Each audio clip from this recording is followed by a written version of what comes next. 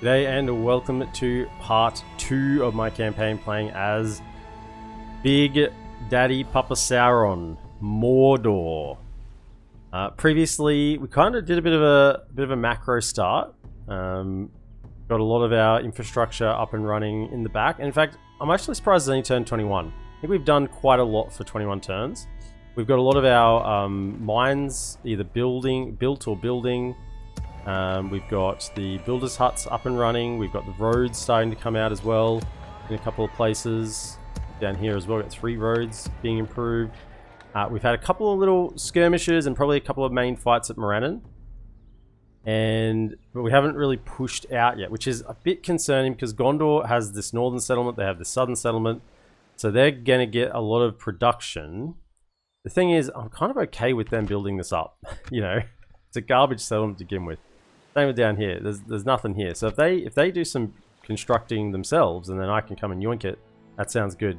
Yay, Tome, welcome in. Now the other thing I learnt in episode 1, Gay Tangled, is battles at the Morannon here. My troops do absolutely nothing to Gondor troops. Basically, what was that first battle we had there? We had our Leofric, who got like 650 kills. And with the ones he captured, it was like over 700 or something like that. Over 700, and their army only had 1,000. So Leofric killed 7/10 of the army himself, and all of the other 10 units of trash I had killed 3/10. So that has reminded me very much of why I am trying to rush towards the elite units in these 3 settlements. We're trying to get towards the tier 2 conscription camp. We gotta get the blacksmith online to do that. Tier 3 blacksmith. And then we can actually start pushing out. I do not feel comfortable at all. Even if I had a full stack of this trash led by a Nazgul, so they wouldn't rout, I would feel very, very uncomfortable trying to fight any Gondor armies. A couple of little skirmishes we've had out here have shown that as well. Like, even though there'd been 3 or 4 or 5 units, and we've had half a stack or more, we've kind of still took losses. And you wouldn't... Our units are bad. That's what I'm trying to say. Our units are bad. Now, what I am doing is I'm getting the maulers online. They're going to be a core of our army, even when we get our more elite units out. So we're trying to get the maulers. You see them here. I've got them here as well. I think over here as well, I've got a couple. Yeah, anytime we can recruit a mauler from any of our 4 settlements, I think that can recruit them. No, 3 settlements. 3 settlements can get them. We're going to get them in as well.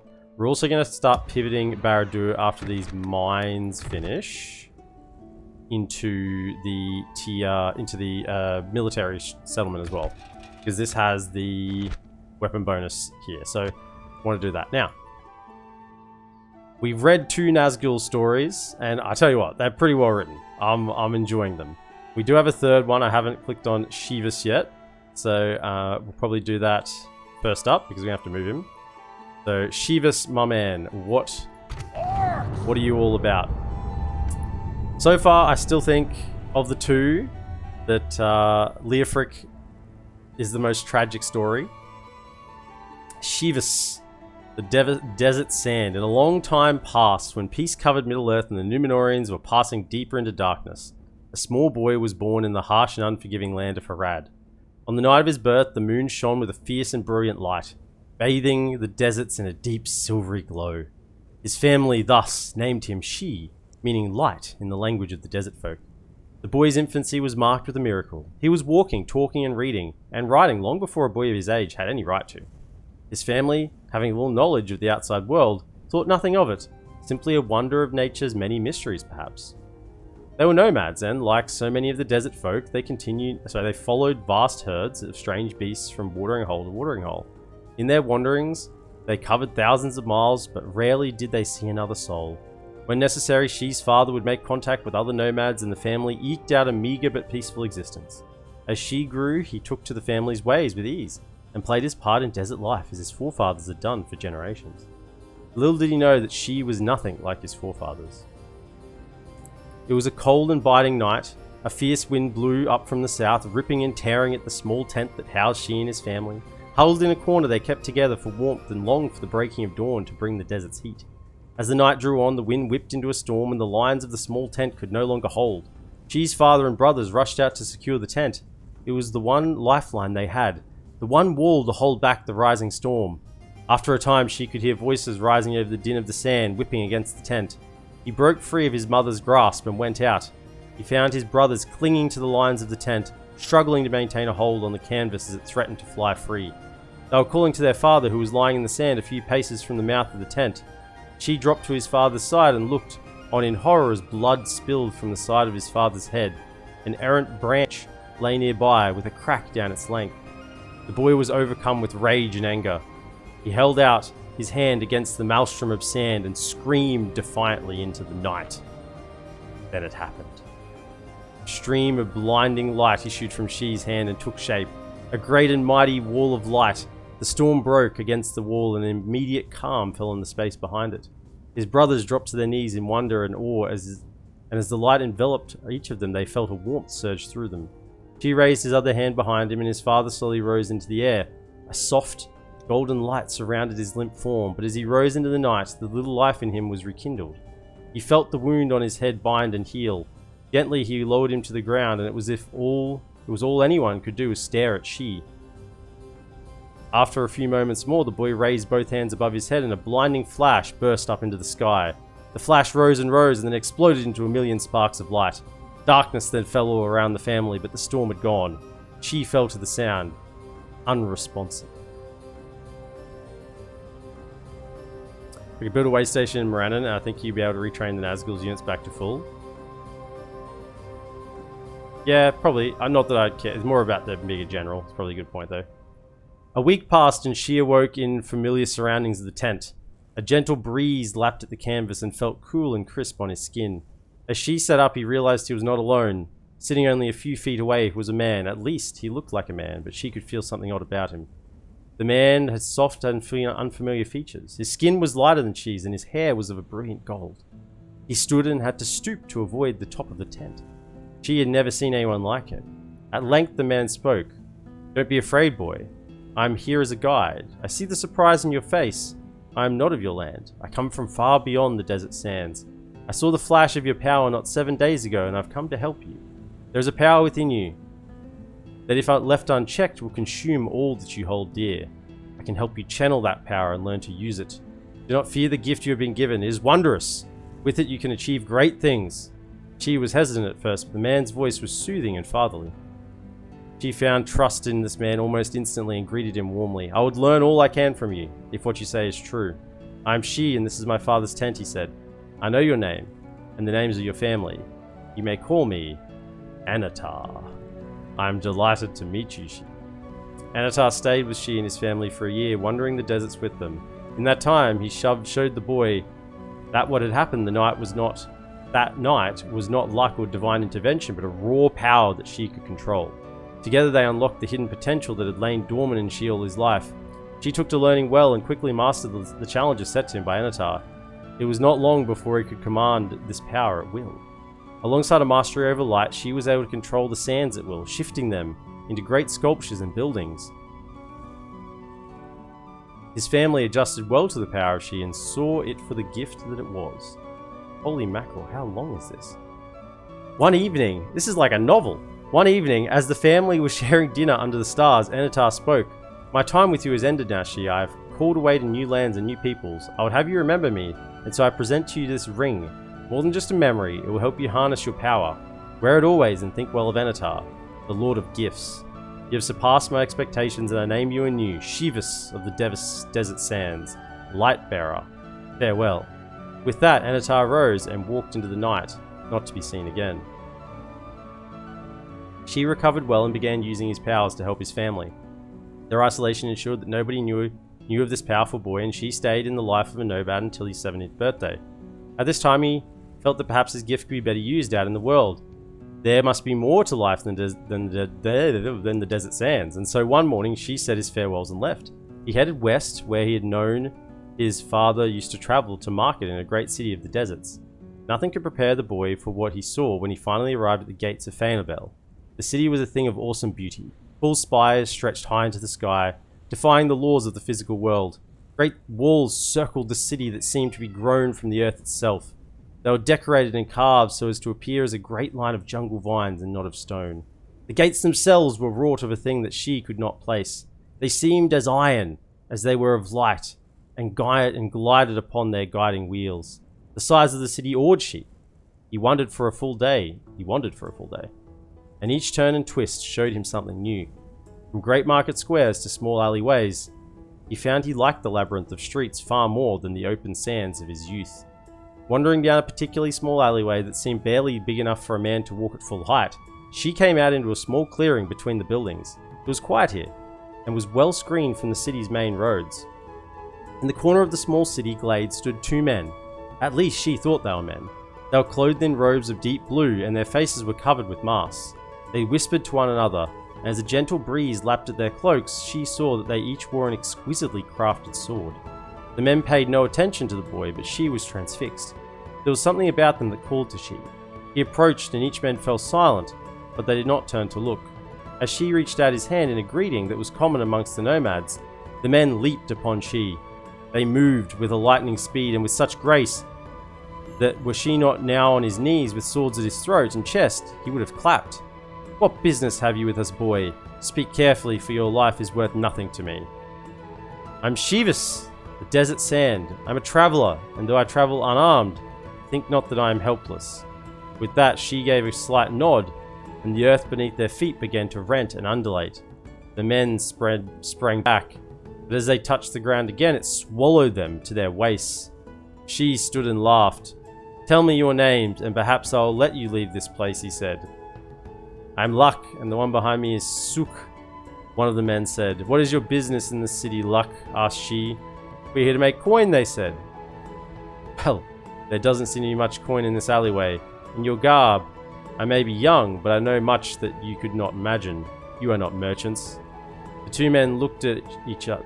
Sorry, my goodness, there's so much text. Two men looked at each other and made strange motions with their heads.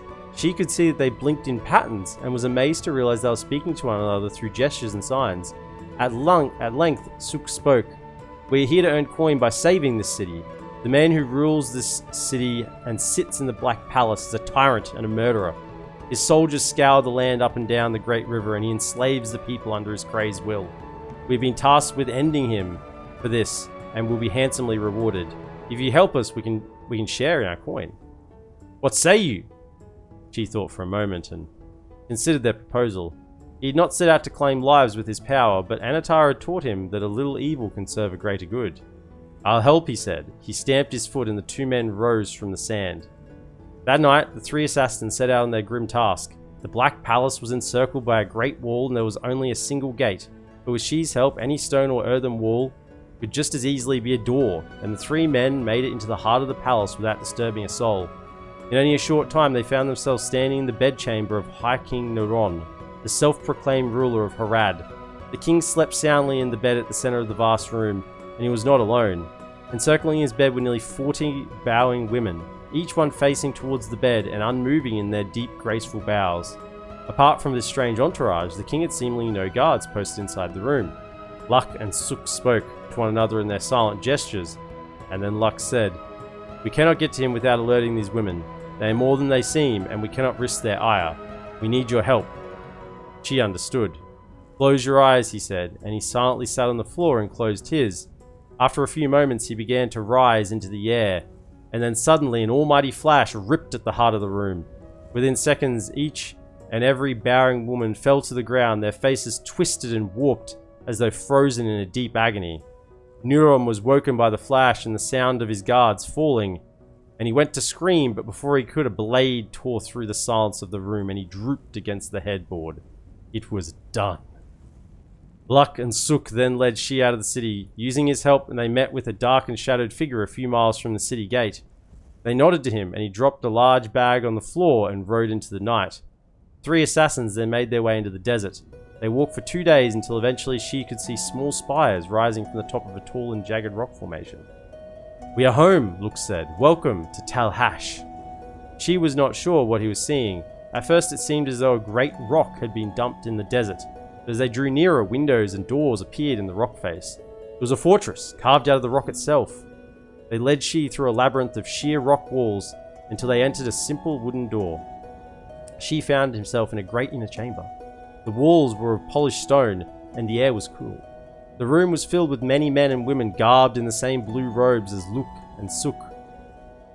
Shi was ushered into the front of the room, where a hooded figure was standing silently. I am Grand Master Halaklim. Welcome to Rise of Shi-vuus. I have heard of your powers and your exploits in Fainabel. We have gathered here to have you join us. We are the Hashari. Shi stood silently and gazed out to realize that all the gathered assassins were kneeling before him. Halakrim spoke. The prophecy is now complete. The wandering boy, born of the desert sands, now stands in the halls of Talhash. It is your destiny, Shi, to lead this order to greatness. With that, Halakrim threw back his hood and knelt before Shi as well. Shi felt his power rise in him as though he was accepting this honor. He could not quite understand why, but something within him told him that this was his destiny and that he must accept. I will lead you, he said. In the years that followed, Shi-vuus honed his powers and prowess with the Ashari. He accompanied them on their shadowy dealings, and within only a short time he had shown his aptitude for their work. He found that he relished in his task. Where before he gawked at the idea of killing another, his mind now always found reasons for their deaths. This one was a torturer, that one was a tyrant, this family helped shelter a known murderer, that town had been enslaving nearby villagers. He fell deeper and deeper into the ways of the Shari, and after some years, he no longer cared who his targets were.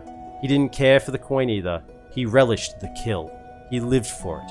Shi found ever more dark and disturbing uses for his powers, and he began to draw his kills out, to take pleasure in the hunt. To Shi, that was all there was. Wherever his mind doubted his actions or balked at what he had become, another voice rose in countenance and silenced his doubts.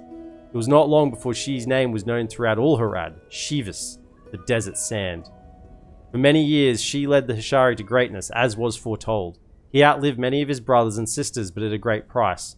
By the time Shi turned 50, his body had become a twisted and sallow thing. His ribs were marked on his chest, and his breathing was slow and laboured.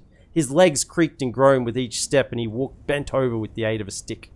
Yet when he commanded that power, the power that ran through him, he moved with an elegant grace. There was depth on his step, as unstoppable in combat as he'd ever been. His mind was clear, however, and ever did the lust for killing call to him, but he never raised a blade against the Hashari. It was a cold and biting night that Shi's destiny would finally be fulfilled. He sat in his private chamber, preparing for another raid to sate his hunger, when there was a knock on the door. Shi opened the door with a slide of his foot and ushered his servant in. A shadow loomed over his table, and he grew irritable in the silence. "What is it, Deneb?" he said. "I am not Deneb, and I see that you are no longer the Shi I knew in the shifting sands." Shi whirled in place and found himself staring into familiar eyes. "Anatar?" he asked. "Ah yes, Anatar. I have not used that name now for many years. You may call me as I call myself, Sauron, Lord of all." Shi felt an uncontrollable need to bow, and at once he fell to his knees. "I see you have worn my ring as I asked, and with it you have achieved great things, such wondrous and terrible things. You have served me in life well, Shi, and I am here to reward you again. You are already richly rewarded me, my lord. What service have I offered you that I am worthy of more? Ah, Shi, you have spread fear and terror in the lands of the south. You have put down a king who threatened my power, and you have honed your skills as a warrior in preparation for your task to come. Yes, you have served me very well." Shi was baffled. "Task to come, my lord?" he asked. "Yes, Shi, you have served me in your life, and now I give you the gift of unending life, that you may serve me in all the long lives to come." Sauron turned and left, but not before resting his hand on Shi's withered shoulder. The man that had lived Shi-vuus, the desert sand, died in that room that night, and when Deneb came upon the room with supper some time later, he found only his master's old cloak crumpled on the floor.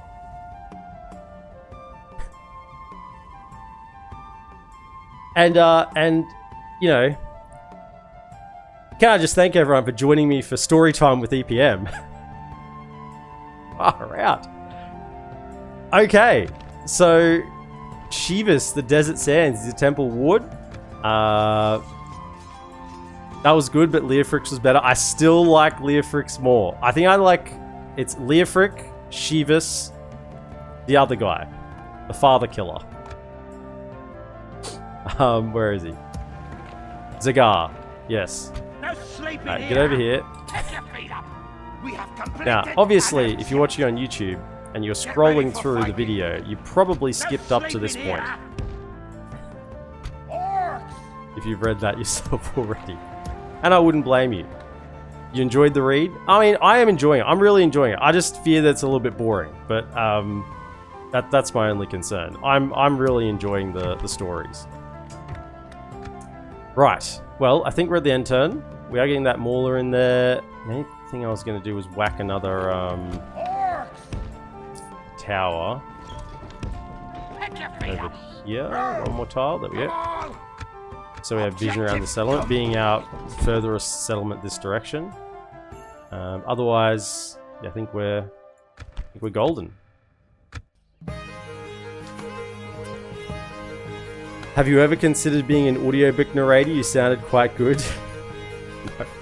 Look, there's kind of like audiobook narrators as a job.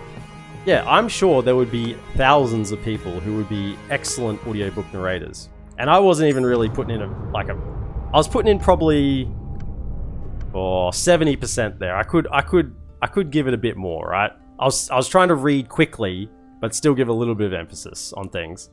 I could, if I just slowed down to a proper leisurely pace, it would sound a lot better. But the thing is about a lot of jobs is you kind of got to be famous to get them. Like an audiobook, no one wants to hear me. Far out. They'd be like, who's this guy?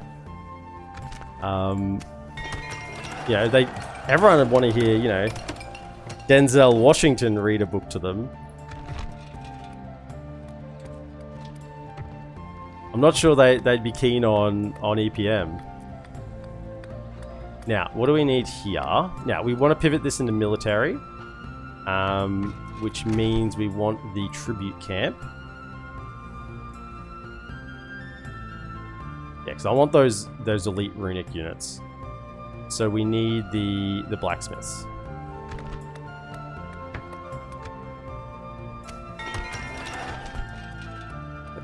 That greed. Well, the greed has paid off, thankfully.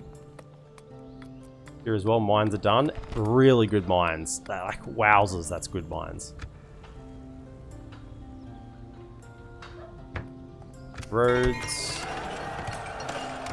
Earthen, keep going for Dark Temple of Melkor, because we need that for the... Need that for this one.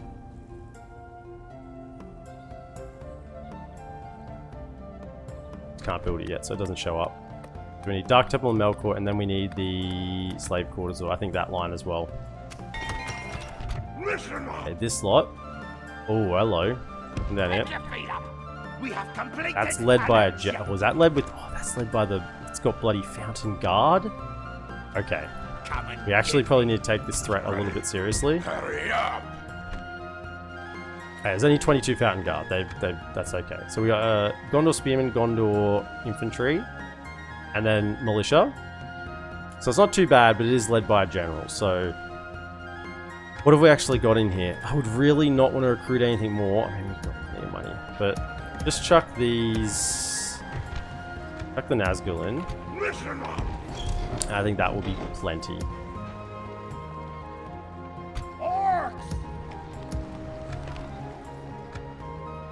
Take out one of those. Get back over there. Yeah, with the Nazgul in there, that'll and plenty of archers. We should be able to come out on top. I mean, the Nazgul can cut through these militia hand over foot. It's just these two units. I do need to be a little actually. Listen up.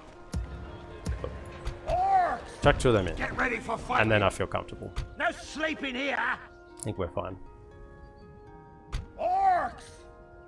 Okay, you get down to. Get ready for fighting. You get to there. Free upkeep. Objective complete. Mr. Diplomat. We have a mission. No, not yet. So just wait here. At your service, my lord. Without question, my lord. Sorry, our plan for today is get the elites online and maybe see if we can get to like Gelibran, Karandros. What settlements? That will still leave that open. It'd be probably better to get Ostenathiel, honestly. If we got Ostenathiel, and if we got Ostenathiel and East Nosgiliath. East Nosgiliath is a painful one to hold.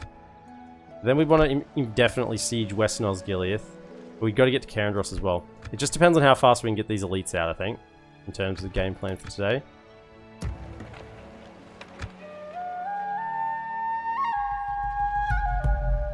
And in terms of building that way station in Morannon, I think it's just a better... I can get way better buildings than that right now. Replenishing the Nazgul is just not an issue at the moment.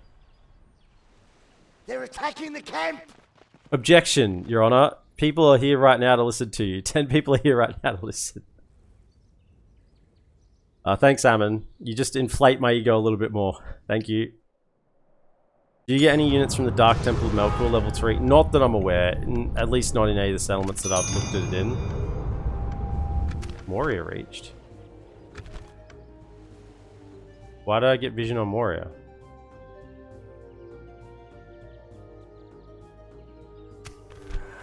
I don't know.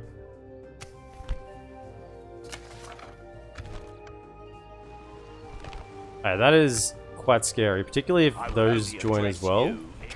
I am glad I chucked those extra 2 maulers in. I think we may have regretted it if we didn't. Get ready for All fighting! of you get to there. Orcs! Then, we are greeting. Okay, this is a known thing. I will only address you in battle. Where's Leofric? No sleeping here! Jump over into there just to deal with that.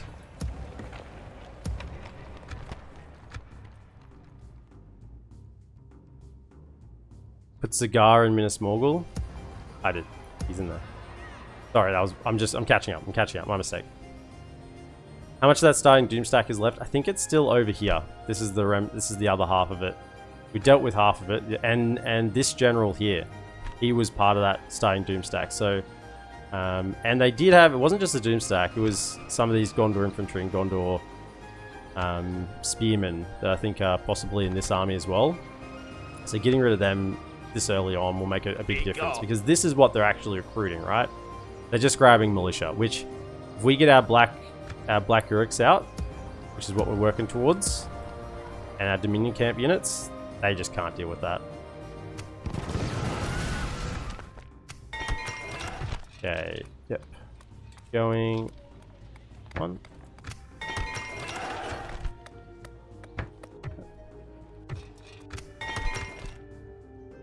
Now we did get a mission to take East Nosgiliath and not to talk to the Woodland Realm, unfortunately. Yes, Lord. We can do a little bit of scouting, just while we're waiting. Still hang around this area. At once. Tomorrow's journey awaits. This is good. We're going to turn this into an economic powerhouse. Look at these settlements already. How rich are these settlements?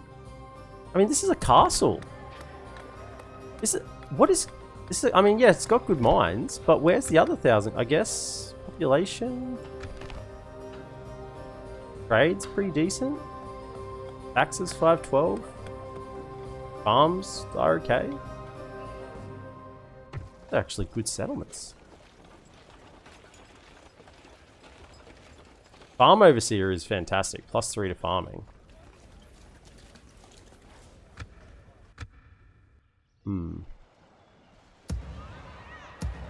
I'd also like to get the healing trait on the Nazgul, if possible. Which is why I don't want to leave them sitting in a settlement, because they'll get other traits. I want to keep their traits a little bit empty. I'm just using them for fighting.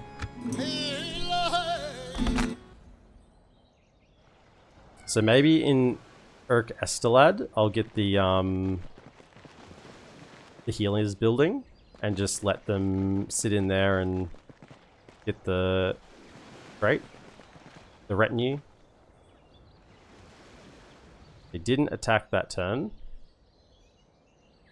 They're bringing more. Okay, Gondor are starting to wind up.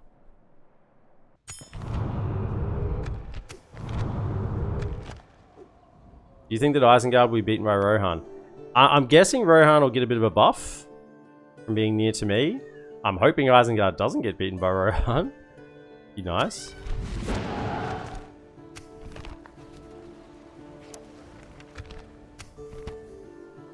Wow, Gondor is having a good one.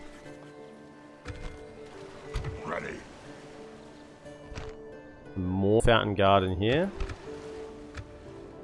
Yeah, well, hopefully they attack this turn. When those roads finish, we get the Healer's Hut. Yes, my lord. Yes, Come down to here. at once.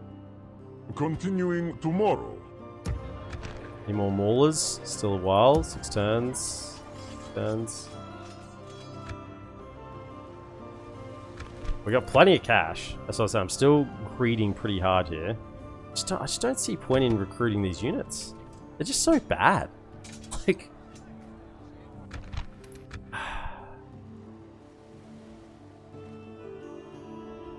what if I just recruited one like trash stack right now to go take Gelibrin?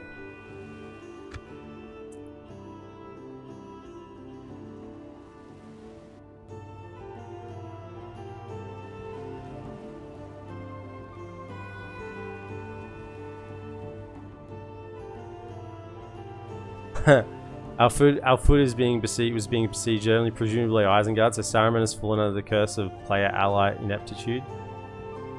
Hasn't fallen, rather, are you saying? Or has fallen? I'm not allied with them, am I? No.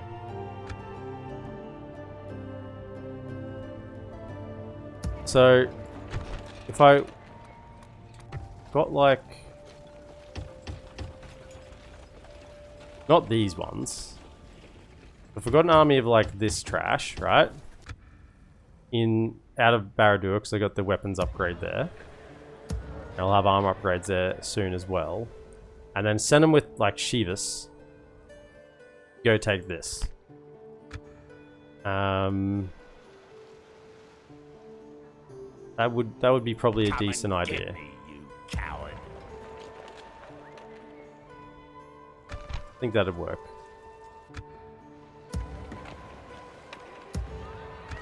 Grab some more from here, make it a full stack.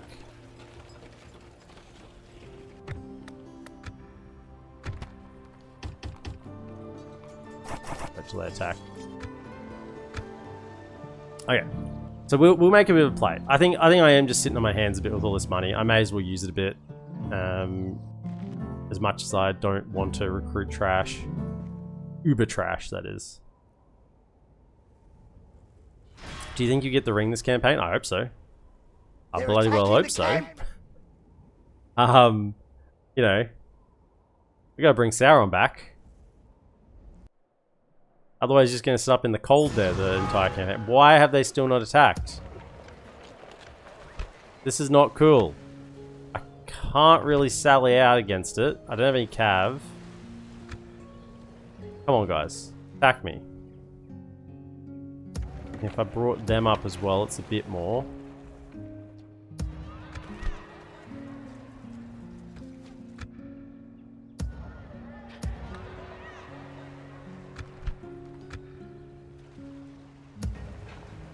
I could just recruit a bunch of trash to go down there to try and break that siege.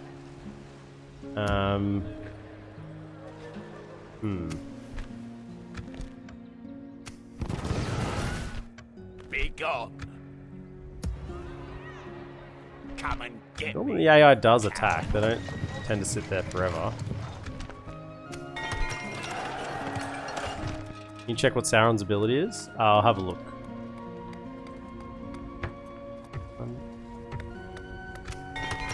Okay, then we want the Grog Hut here. And then you are then going for that as well.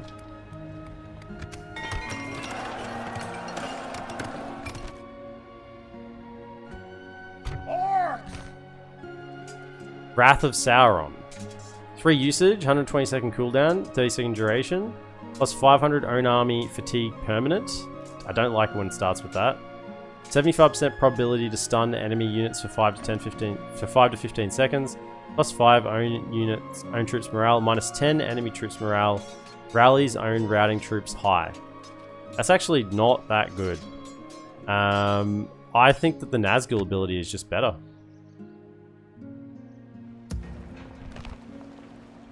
Terror of the Nazgul. 3 charges, 180 second cooldown, 30 second duration, 45% chance of temporary enemy infighting, permanently reduces enemy morale. I think that's just better. I think the permanent reduction of enemy morale is so strong, and it doesn't make your own troops more tired. I mean, the minus 10 morale temporarily, yeah. I mean, you really use it to break at that moment, isn't it? It's a you want to win the battle right then and there. If I get the ring, does that mean you can move him? Yeah, he'll be teleported over here if I get the ring. I can't move him up there. I can't. Get ready for fighting. I can't move Is him. that what you want? Is that what you want? So we hope they attack then. We don't want them to just siege us out. Can I help, my lord? Without question, my lord. Yes, stopping here. Can Sauron recruit mercs? I don't think there's any mercs in this territory. This is in Forodwaith. I don't think there's any mercs in there. Okay, please attack me then. I really thought Gondor wouldn't take this long to attack because they should feel stronger than us.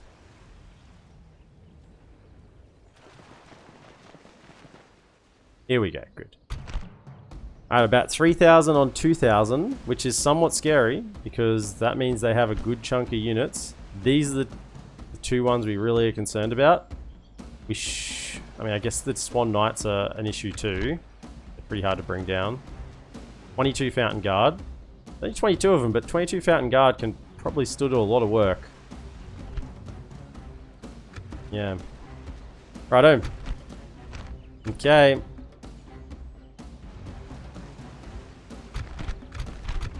I mean, Zagar doesn't really care, but Grishnak is sweating. Grishnak's sweating. I'm enjoying defending these settlements because you know, you never really get to defend these settlements. Not very often. Minus 10 morale is a lot.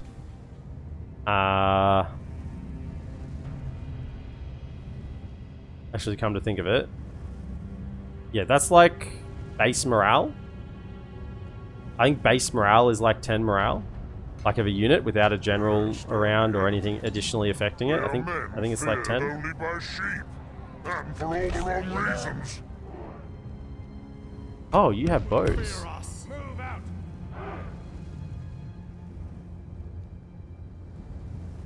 I thought he had swords. This was Zagar, wasn't it? Onward. I thought he was a temple ward.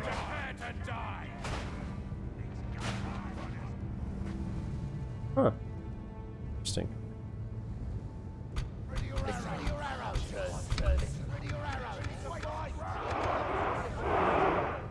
We got a lot of archers, so we got to make good use of those.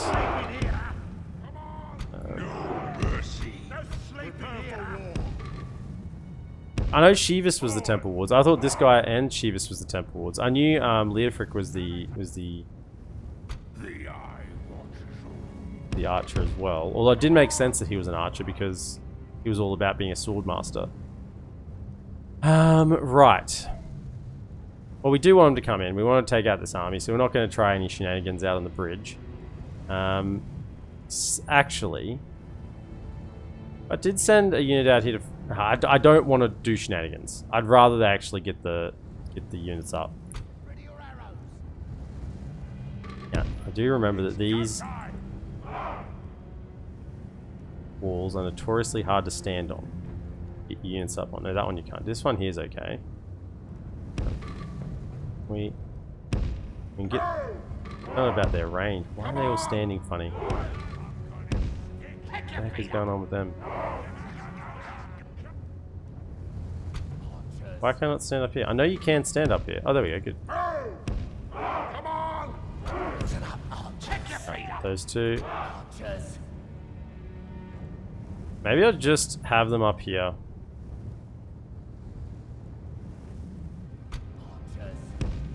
It's go time! Come on! Fellas go there. I think their range is really bad. I think that's the problem here.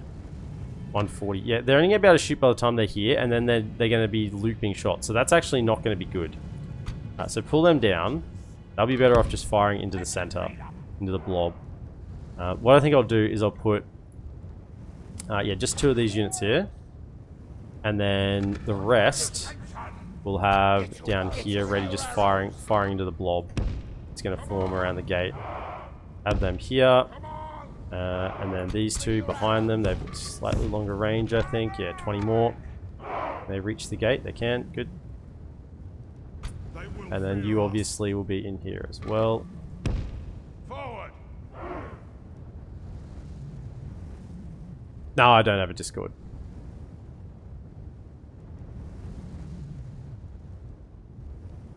So if you combined it with a Nazgul ability too, you could kill even the best army. Oh yeah, if you had a Nazgul ability plus Sauron's ability, then that would be bonkers insane. Okay, then we want our worst units. They get up onto the... I don't really want them to get up into the archers, so can we...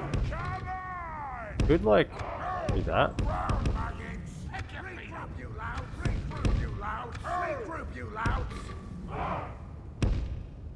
We'll do that. Go like that. Let's engage them. No mercy. And then these 2 kind of in here just to block anything running through. Them in the flanks ready to keep fighting.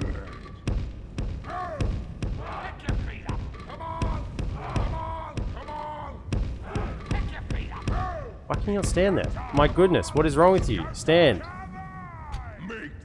And then you just stand over here. Okay? And where's Grishnak? On this side. Okay. Let's see how this goes. Now, there's no towers on this battle map, so you'll just rely on units. You go to there. No mercy, mercy. Make them bleed.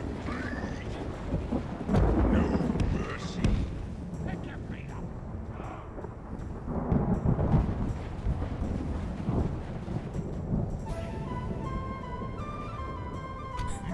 up. Make sure you weren't missing out on juicy Discord talks and stuff. I really must be putting out the wrong vibe. I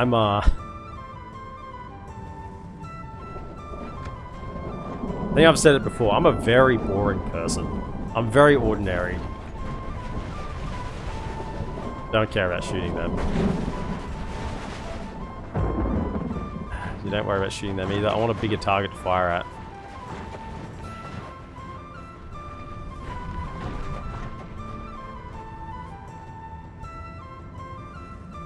I do put it out on,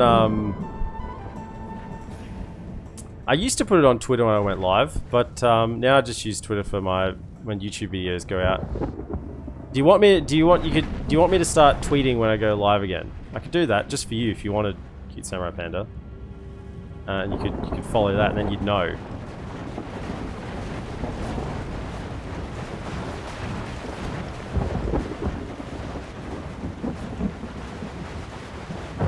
We're all lame together then. That's okay. Okay. I can't reach them. They're out of range. They're stopping too far back. That's probably good we didn't commit too many archers up on the wall here in hindsight, so I'm glad with that decision.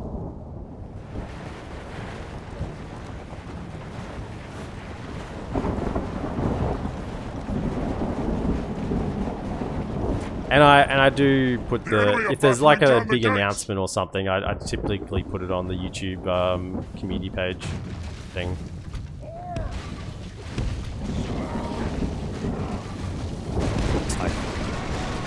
Whoa, whoa, whoa, who's firing? Who's firing? Stop. Archers. So they're gonna start coming through. We just want to fire at targets that are clumped. Doesn't matter what they are, anything will do. We just got to reduce their numbers. Now, it looks like those knights are going to rush in first. Okay, so can you start firing at here? And there as well. Just slow. I need things to be slow right now. Listen up, archers. As you command.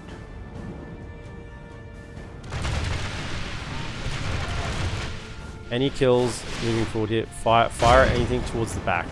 Okay? Just keep pivoting them back. Fire back here. Any kills you can get back here. Nice big blob there. Yeah, fire at the thing right at the back as long as you can.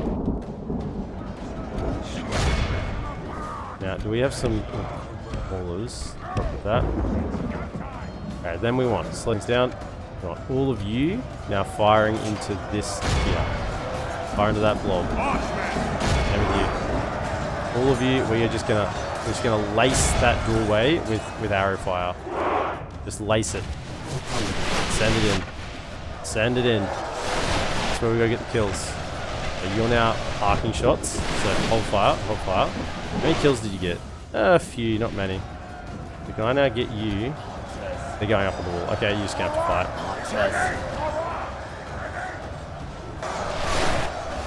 Kind of thought that might happen. But I was hoping they wouldn't go up so fast. Okay, just lace this entryway with arrow fire.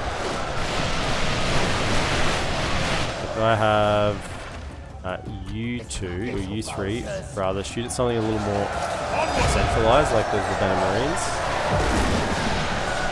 So everyone firing. Switch your fire to the Venom Marines. That's more in the center. Yeah. Just take them out. Okay, get in and help out against these Royal Swan Knights. Can we get one of these? Don't want to start reducing that morale. Up on the wall. Are they fighting? No, I saw lads go. I saw him going into the.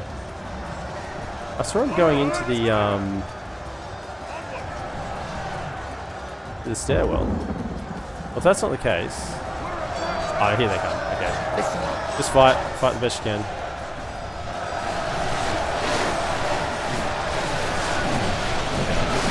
Okay. 22%.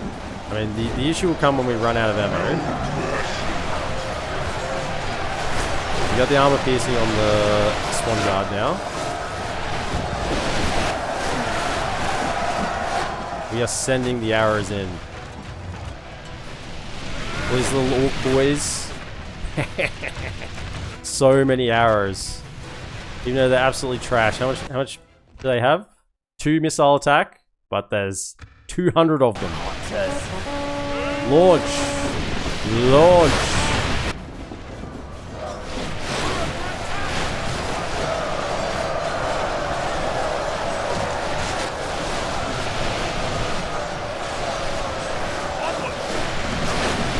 Appreciate you so much, Panda.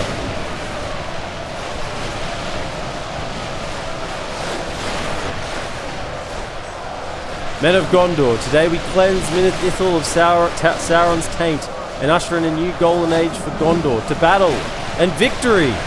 The battle speech of a soon-to-be dead man. This is true. I'm assuming those Fountain Guards... Oh, the Fountain Guards are back here. Oh, hang on. Hold ammo, hold ammo, hold ammo. Stop firing, stop firing. Can you focus, can you hit these Fountain Guard? Even though there's 21 of them, that is probably the biggest issue right now. Can you fire at these ones in here? Aim at that gate. Okay, take out these Fountain Guard. Armor piercing arrows. Ziegler.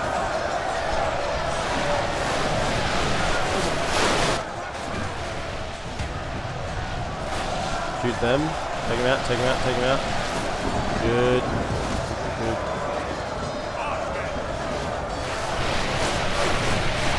Seeing a lot of hits there. There's a few arrows that are kind of missing.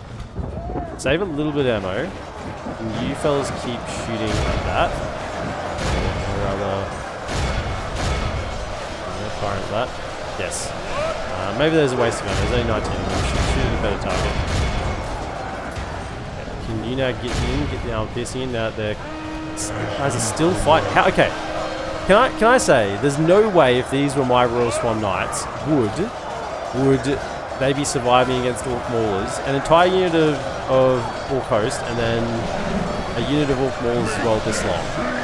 Like, just standing here fighting. Not cycle charging or anything, just standing and fighting. No way.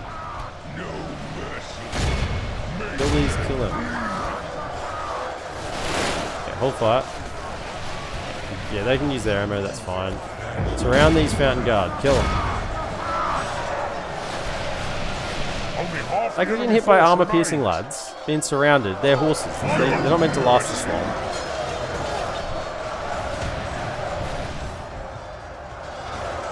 How are we going up on the wall? Our archers, they're getting a little bit pancaked, but that's okay. Just fight. Do what you can. Oh, you're actually firing up there. Okay, you're out of ammo anyway. You hit on both sides. It's okay. Still some troops left as well. What I want to do is maneuver troops around these three. You now get over to here and get a better angle. No mercy. Get over to here. These Fountain Guard, 13 of them surrounded, but they are taking names. They're just slaughtering the Orcs. They're slaughtering them. There's 2 whole units of Orc Host against, was it 15 Fountain Guard? Kill them! Get in there! Now, as I said, it's starting to get, you know... Still got all of these just to kind of throw into the grind if we need to. March them over a little bit. Now, what are their melee stats out of interest? 2 and 4. Okay. 2 and 4. We might use the next one of this. Do a little bit of stunning. Yeah, these Orc Maulers should do okay here against these Spearmen. About the best matchup I can give them. Alright, now you... Well, they brought in their reinforcements. How are those Fountain Guard going? There's still 9 of them. We shoot these London Clansmen, give them a couple of volleys, or they get too engaged.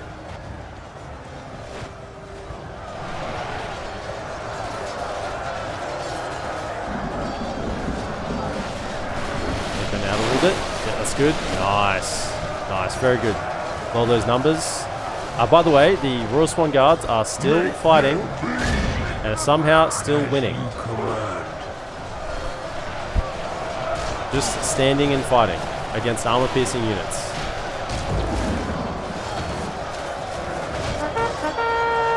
They're still doing a thing. And you come over here just to be a body if things start breaking down. Yeah, the Lemon Clansmen have been reduced. Okay, charging on that. Hold fire.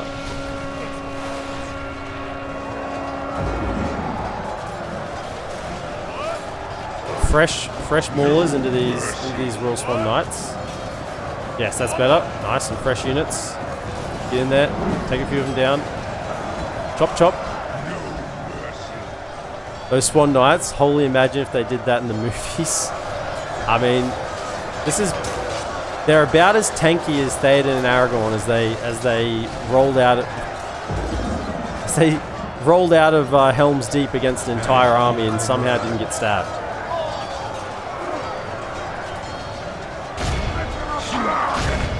That's not included. I think they're gone. Yeah, okay, we've won this flank. That's good. How are we going up on the wall? Our archers are kind of dying, but they've occupied a lot of their army for a while. They're still fighting. G'day, Matt. Welcome in, first time chat. Eagle Moth would never have lost this battle. Wow. You know, in terms of first time chats, that's up there. Yeah, referencing Eagle Moth. I don't know what else you could have done.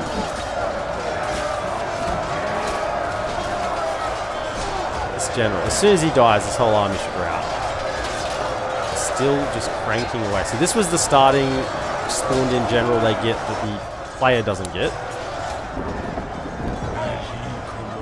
We've almost cleared this side. Okay, this side is almost done. Good. One more Gondor infantry. Cut him down. It's one dude. Kill him. Thank you. Okay, now get behind. Behind here and charge in.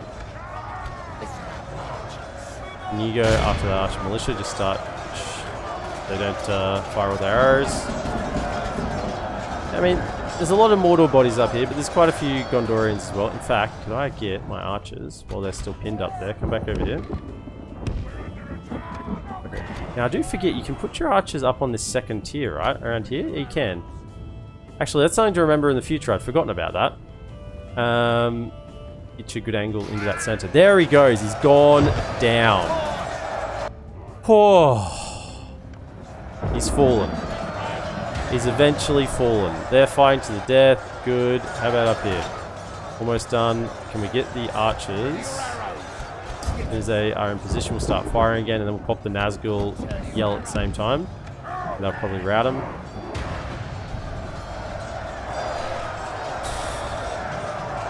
Almost lost 50%. Feels like I've lost more than 50% in all honesty.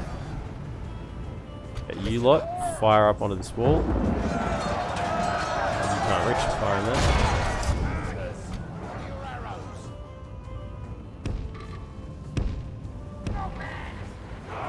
Why would you go?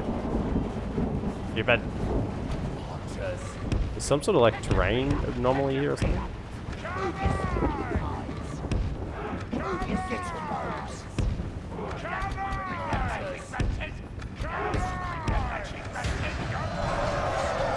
Okay.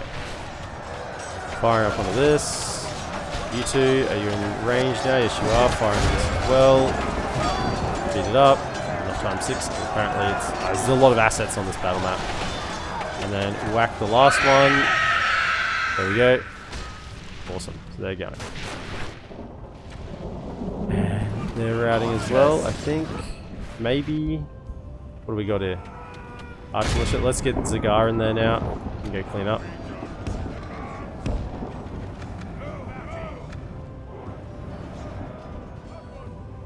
Hold fire. What else is over here? Some militia, that's fine. Rise Ziegler, get over here. Prime preserve some units.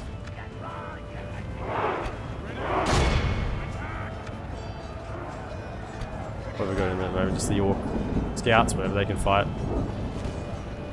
We shall rule these lands. Attack!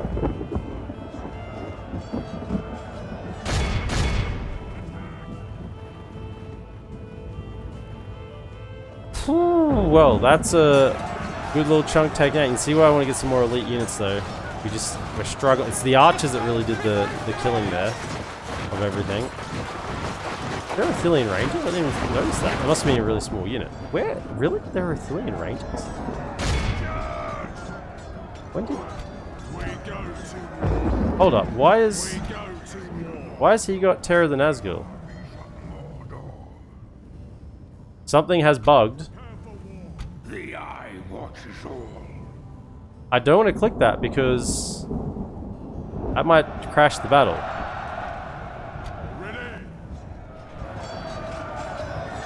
Unless he just has Terror of the Nazgul as an ability and I didn't know.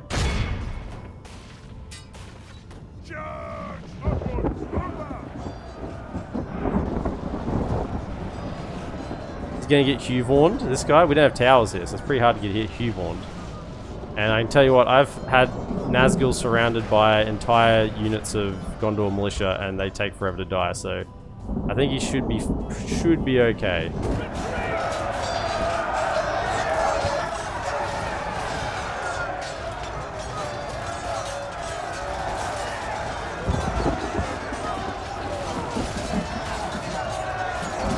Smack him down.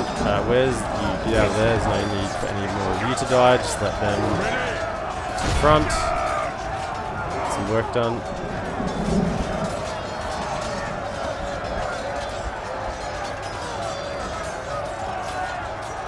Yeah, that's what I'm saying. Something just bugged, so I don't want to click it. Ziegler should have the rally ability, unless somehow Grishnak is actually the commander of the battle. And I'm going to check now afterwards. Does Grishnak have Terror of the Nazgul? That would not make any sense.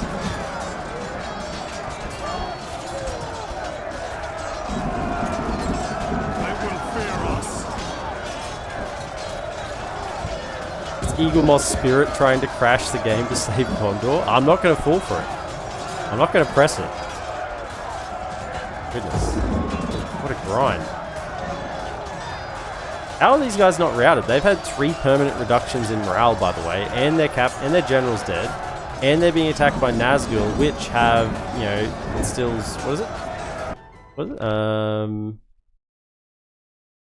Oh no, it doesn't say scare... They don't scare nearby enemies. Ah. Alright, he's gone. Something's come back for more. No, we're good. We're good.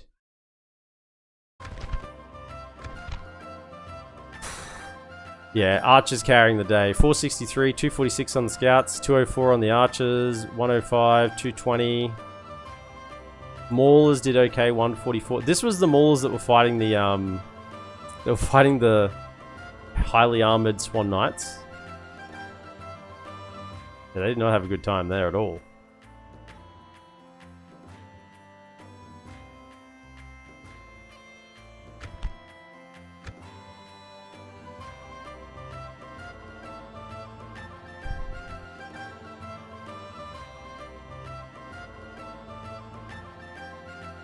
Yeah, I think Grishnak is actually the commander of the battle.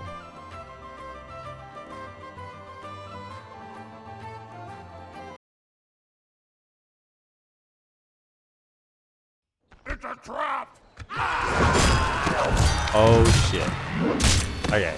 This is a concern. We may need to try and break that with their reinforcements. Because if it's not so much that one, but if there's another army rocks up behind that, then we're kind of in trouble there.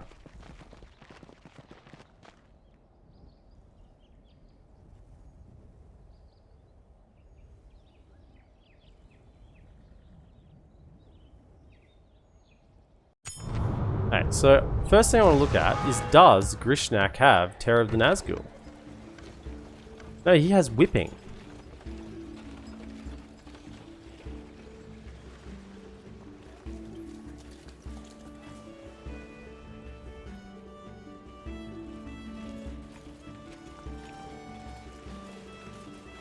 Listen up! I mean, Ziegler should have been the one commanding that.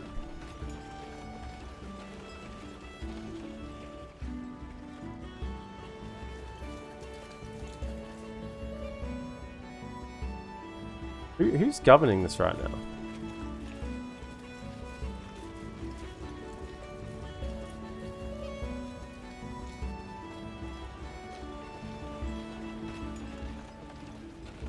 This guy is. He's governing. Yeah. That's odd. That was definitely a bit of a bug there, I think. Yeah, something's bugged. The end of the battle said Ziegler was the commander, but Ziegler had the silver star, not the golden one. Yeah, I don't know. There was something weird going on. That's why I didn't want to press that, because I didn't want to risk it crashing. Right, over here. We want roads. Big roads. Big increase. More than 100% increase from roads. Houses. I guess there's some big settlements. Okay, Durthang is now complete, so it's growing really well here now. Should be. But we need... What else do we need? We need Chieftain's Hall. I'm pretty sure is... Chieftain's Hall. Chieftain's Hall. Castle Hall. Yeah, it's the tier 4 one of these. Okay, so we need... Keep working towards that.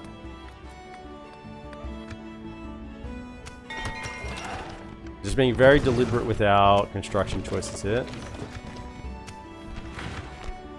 I will only address you in battle. Got to retrain all these troops as well. So what we'll do is we'll send a couple of lads. Sleep in here. Listen up. Gonna get built this turn, no, next turn.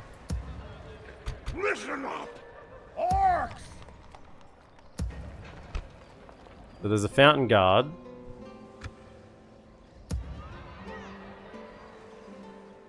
If I brought all of this over and fought that, we should be okay. And then we get it out of being under siege. Listen up! All of this. Is there any mercenaries I can grab as well? I think there is. Yep, grab two of those. Okay. We bring that to here. Move! Now, I think actually we want to make the attack not with this army, because that would make it a sally out, and then this army would come in from the really weird reinforcement spot. I think I just want a standard looking battle. No sleeping here! Yeah, so let's just go like this. Kill them all! Do not be controlled by the AI, my goodness, no.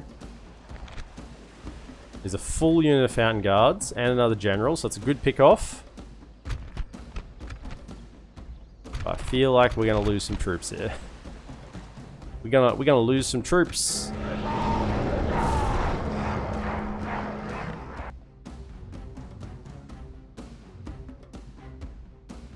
It's like some sort of scummy orc thing. Yeah, I gave my orc general my Nazgul ability. Just my Nazgul scared him so much he was able to shriek like a Nazgul himself. Maybe Grishnak is a Nazgul. Maybe secretly. So now our reinforcements will be coming in from our left flank. So we just want to set up over there. We do not want to fight them at all individually. These armies need to be combined. Come over here. Them in the front. And then boys in the back.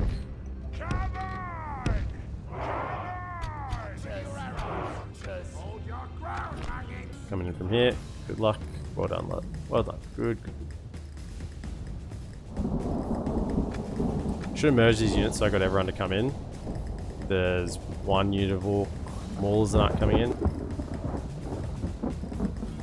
Oh, they're running towards us. Okay, so what we need to slow down, I have to fight all of you. You fellas need to get this killed here. Run forward. Then I need 1, 2, 3, 4, 5, 6 as a front line. Then I need 1, 2 out on the flank. And 1, 2 out on the flank. Go. And put you two kind of in the middle here.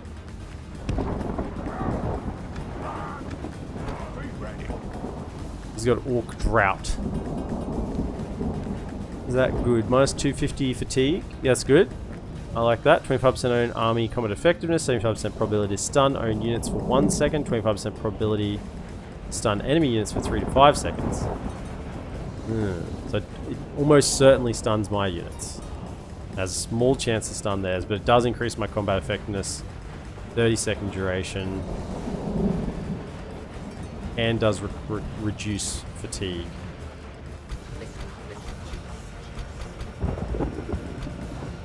Okay, let them come. Boys, get in position. What are you doing? Run. Run. Run, run, run. Get out of the way of archers. They're going to be firing in a moment.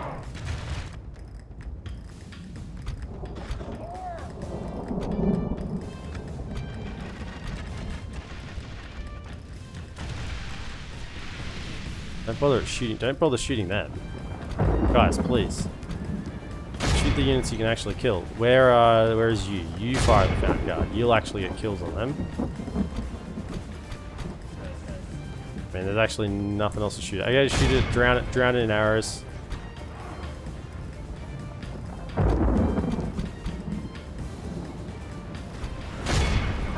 You formed a little shield from first. Good.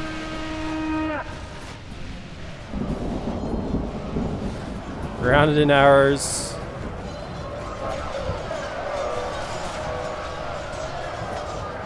Not a very good job, is it? Okay, get onto that flank. Around. Yeah, who are you? Oh, Grishnak, get over here. Goodness me. You've got it again? Terror the Nazgul?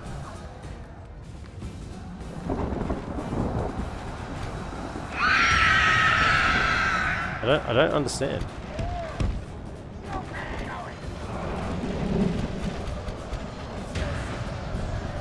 We fire at General.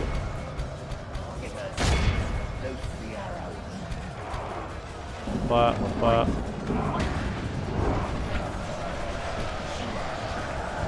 Come on, take him out, take him out.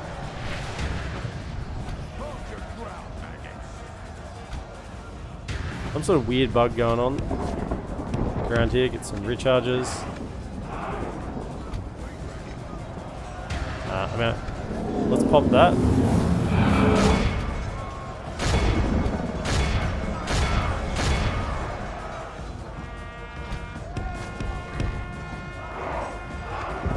I'm scared to press that A. I think I just see a crash occurring. Into here, take him out.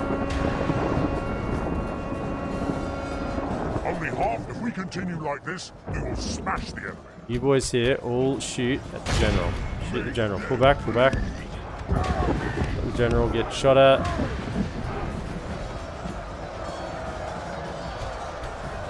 Shoot, shoot, shoot, everyone. If you have ammo, use it on them.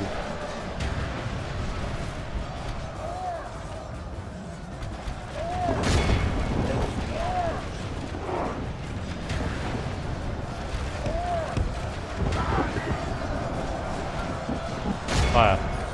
Fire, fire, fire, fire, fire. Take him out. Try it. We're happy for a crash. I mean, it makes the sound, it does the thing. I don't know whether it's actually doing it or whether it's just doing the whipping thing without even realizing it. You attack that. Around it. Fire at this damn general. Take him out.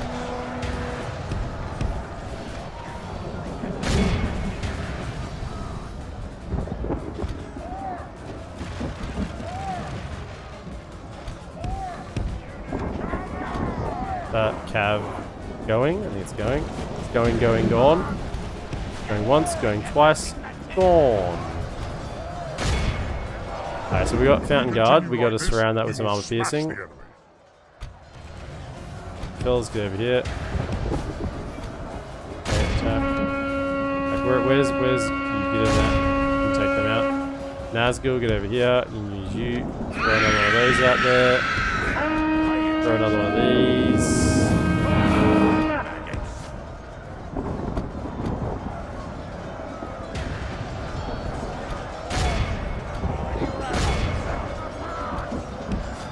Get in the back of this Fountain Guard. Surely you guys can take him out. I hope. General down. We might even wrap Fountain Guard. Oh, they might be unbreakable. In there. Take him out.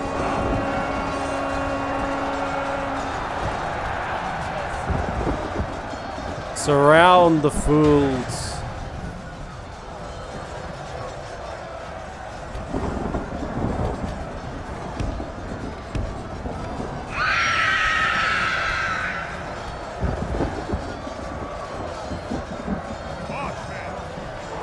In there as well. Armor piercing.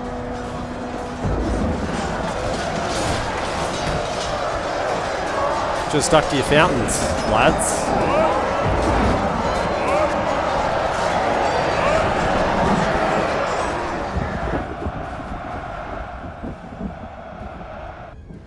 There we go. 90% loss. That's pretty good. Even trades. Book Maulers at 181. Yeah, that's why we're recruiting. We'll keep recruiting them for the expeditions to go forward, because they're actually can trade well, at least evenly. 3 rings for the elves, 7 for the dwarf lords, 9 for the kings of men, and 1 for a maggoty orc.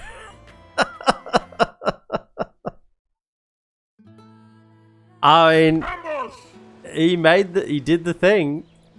It definitely doesn't say he's got that.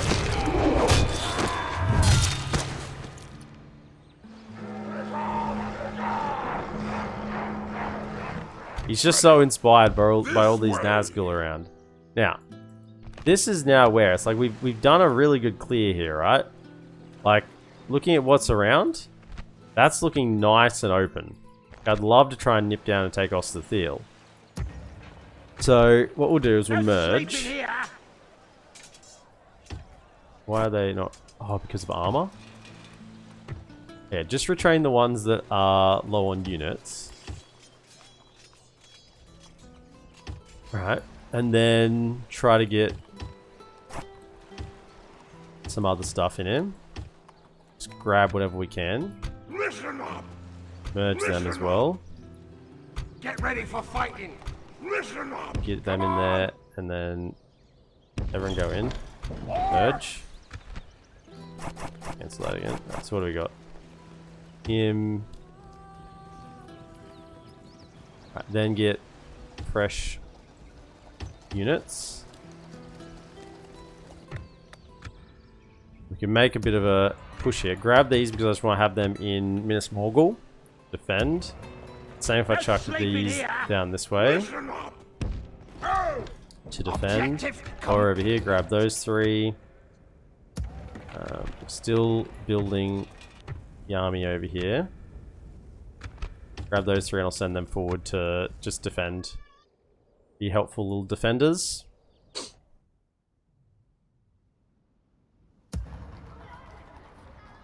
And that's starting to look like we might have a bit of an opportunity there. Happy with that.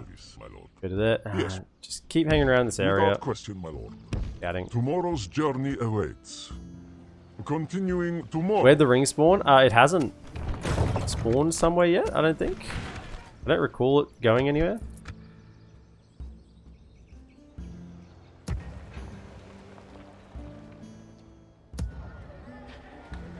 Orcs!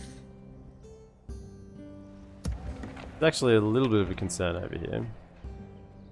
Be gone. If they come and join I will up. only address you in battle. Get ready for fighting.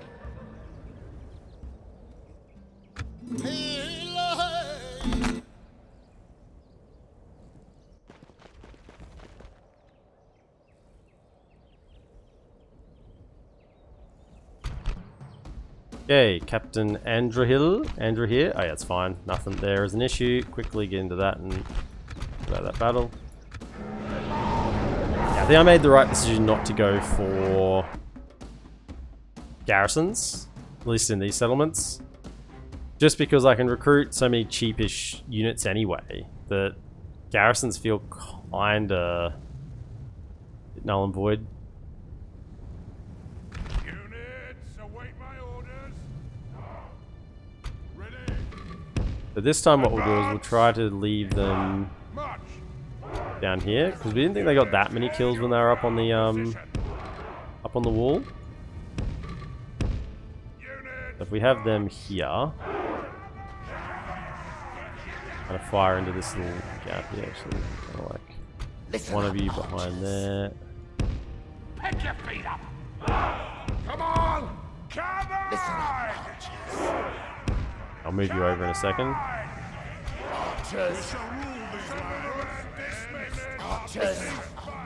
Back here as well. You're just the governor. The Govy. And then you three are the second line. Ready your arrows. There. So, same deal. We want to just have someone holding. And these other lads there and thereabouts. Give a bit of angle so the archers have something to fire at.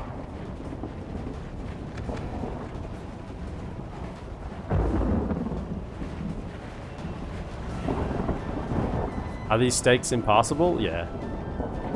Yeah. We shall rule these lands. I've got another unit in there. What are you guys doing? Get over here. Ready for fight. Pick your feet up. No sleeping here. Ready for fight. Wake up. Go where you're told. Stop being painful. May actually get a little further over.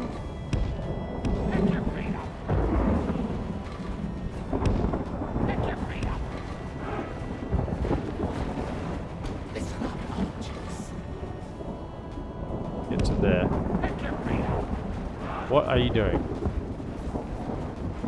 You're doing a really, really scenic route. Come over. Come on. You can do it. I believe in you. Yes.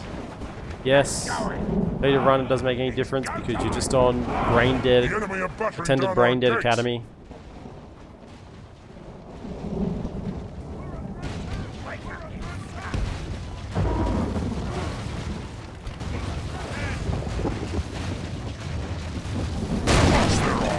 The enemy's ram is through our gates. The Black Gates is not a very impressive settlement, in all honesty. I count impressive settlements by the number of towers they have.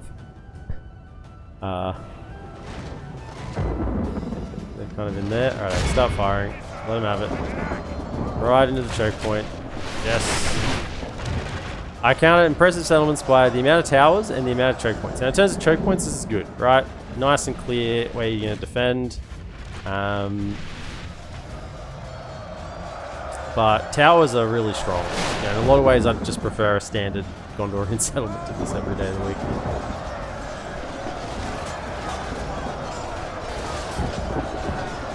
Firing, fire in there.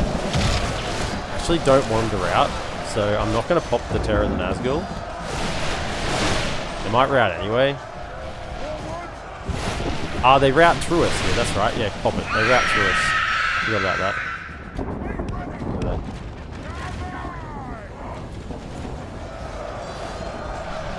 Is very much in our favor. Victory will be ours. The enemy are badly bloodied. They have lost. They're all routing. Hold fire. Hold fire.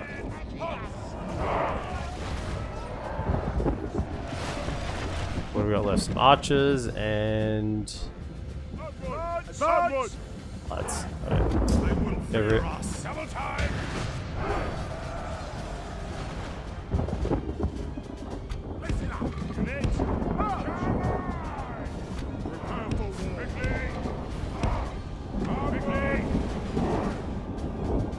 Come on, boys, get over it. You got work to do. Attack!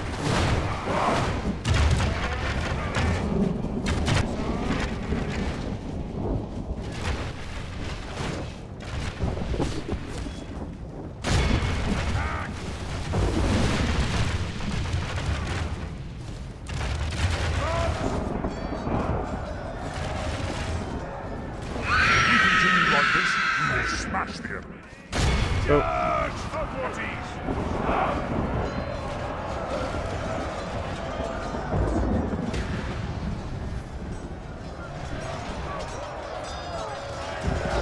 Come on, kill him.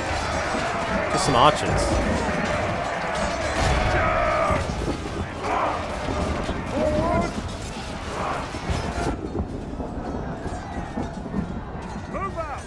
Remarkable how sturdy a unit becomes when they're surrounding rather than being surrounded. Good. Archer's doing all the work once again. I think if I'm ever in a situation where I can't make good use of these Orc archers, and I don't have Cav online yet, I'm probably in trouble. Yes, route into Mordor. That will go well. Well, they're joining. They want to come and join. You use some more archers to defend the settlement. I could, but they're not really sending their big armies here, just kind of like the small ones. I don't think it's necessary. No, please! It's inside the enemy! As they send another army up. I mean, I can grab troops here pretty easily. What do we got? Get ready for fighting! Retrain those. Yeah, grab another archer. Grab another running guard. Sure. Come and get me. Yeah, if I have too big an army here, they won't siege it quickly. Where I do want them to like siege a turn and then come in, not mess about. No sleeping here! So did we get those all retrained? Pretty much. So then, if I then went... Ready. Hurry up. Go take this. Ready. Kind of a This trash way. stack. I took... Listen up. Took Cigar. Get ready for fighting. Orcs. And most of the entourage. And then these ones Listen up. No sleeping here. go into here. Go. Get ready for fighting. And I recruit everything I can here.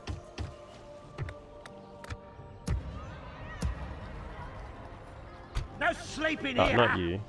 Stay up now. Pick your feet up. Yeah. No sleeping here. And then we go on a little jaunt. Now, I do wonder whether we go to here for the end turn, and if we'd have enough movement. First thing I want to check is if there's any mercenaries. No, none here. Come to there. Any mercenaries here? No. Also, probably what I should be checking is, do they have the settlement below this? No, but Dol Amroth does. And we are with Dol Amroth. Okay, so... Get ready for fighting. We went from here. Yeah, we should have enough movement. If we go to here, we should have enough movement to get there next turn. Ready. Right. Now, the mines here are absolutely atrocious. What I'm actually going to do is go for growth here first. Let's get Hunting Lodge. Morgost.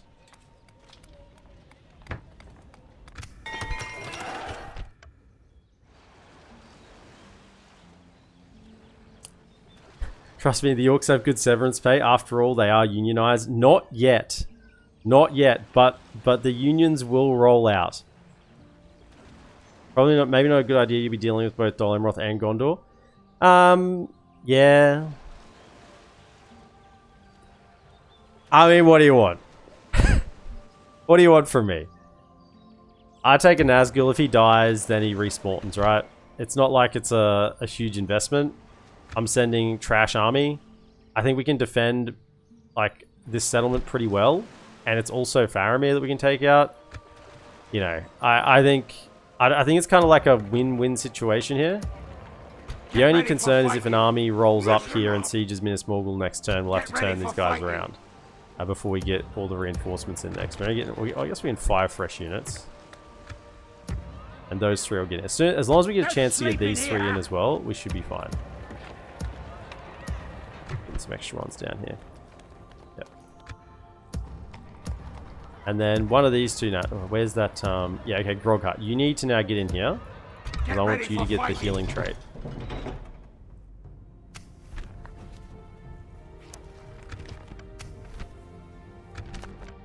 We got to start doing some work to Gondor, otherwise they're going to get out of control very quickly. Yes, my lord. Yes. At once. Stopping here. Tomorrow's journey awaits. I will only address you in battle. Okay.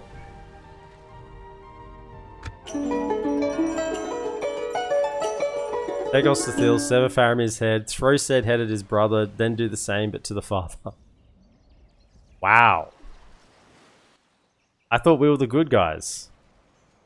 I thought we were the good guys. Calm down.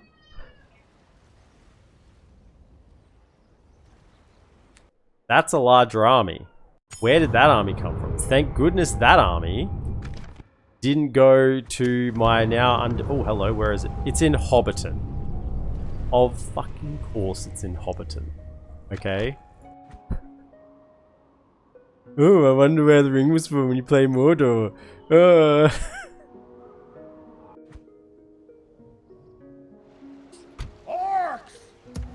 No Get into here. Come on! Retrain them for their armor. Can they make it to there this turn or not? No, they can't. Should have just under the fort. An objective. Wolzers! Okay, so we got an army coming up north here. We got lads coming south here. Wow, our scouting, our intel has betrayed us. Way. There was no Gondor armies here a moment ago. I swear it. Come and get There weren't any here. coward. Okay. We may have... Expedition? Fucking XD? Get out of here. Expedition. There are no mistakes here, Tome. There's only learning opportunities. Right, they are now done. So, firstly, start retraining all these lads. Then they'll have max armor and weapons. And then start going for the tribute camp.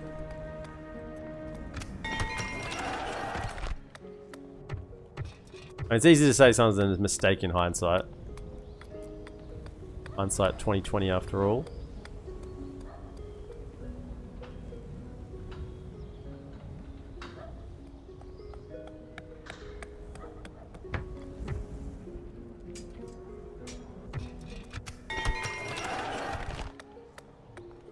Next tier, we want to get that Black Numenorians online. Right. Got this here now. I think still, like I've got we're gonna have 4 military settlements here. This can just be full economic until we max it out. I could get a way station to retrain the Nazgul here. I don't think that's necessary, not yet. Go for, actually we want to work towards, I just think it's guard barracks. Let's get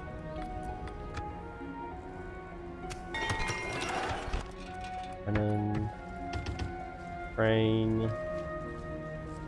There is a large army coming after that, isn't there? So in Morannon, also grab some of that.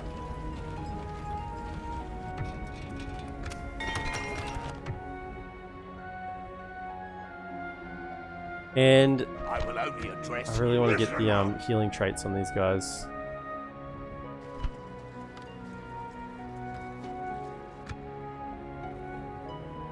If I pull out the Nazgul,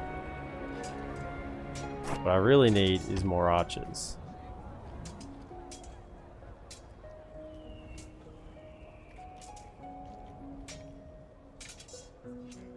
Pull out the Nazgul, that really does significantly weaken that settlement.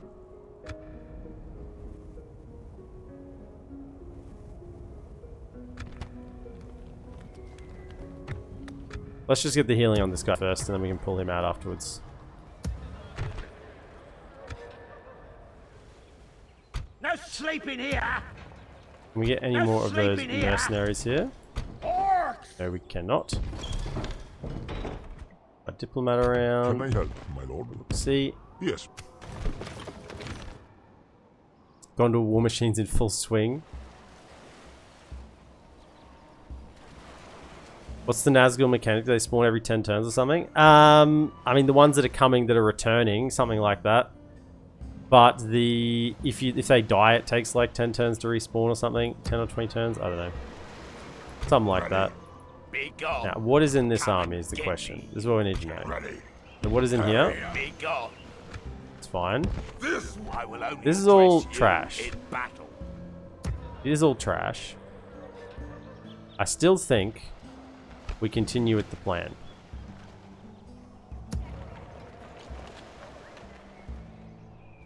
Come and get me, you coward. Listen, get ready for fighting. Kill them all. Great if we grab some Destroy mercs the here. enemy. Attack. We've seen Faramir. He's been spotted. He will be killed.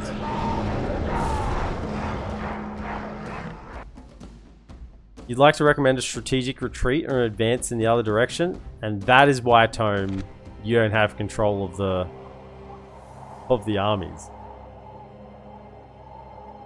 units await my order. An army led by Nazgul against militia. We're fine. We're all good.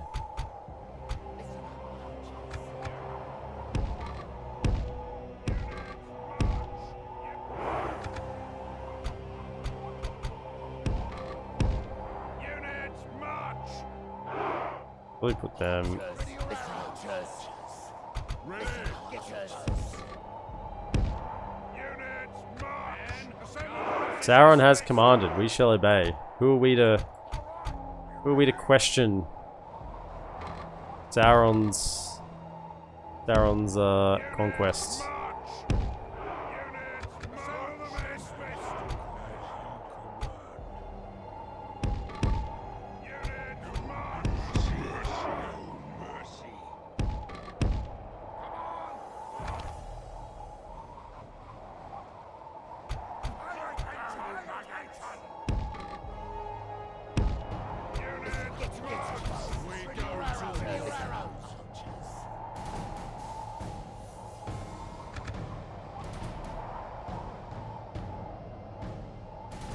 So what you're saying is, Tome, that you are in fact the AI. You're absurdly aggressive, especially when playing Milan.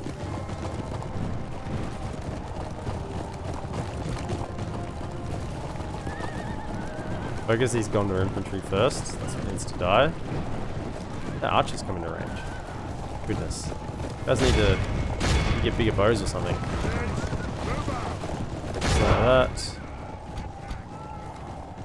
Territorial Guardsmen, Gondor Militia, taking out, relieving them of their troops. Charging Spears, excellent, that's what I like to see. The battle is very much in our favor. Victory will be ours. Start moving flanking forces around.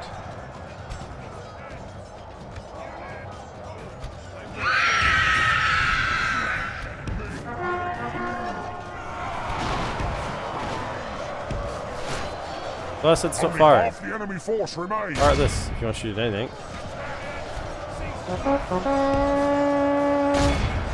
They're back. Hold fire. Hold.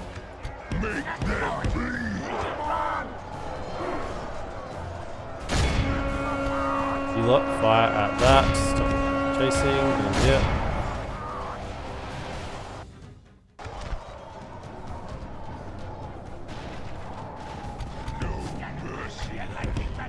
Stop. Okay, archers. Fire at will. Wherever kills you can get. Some more practice in.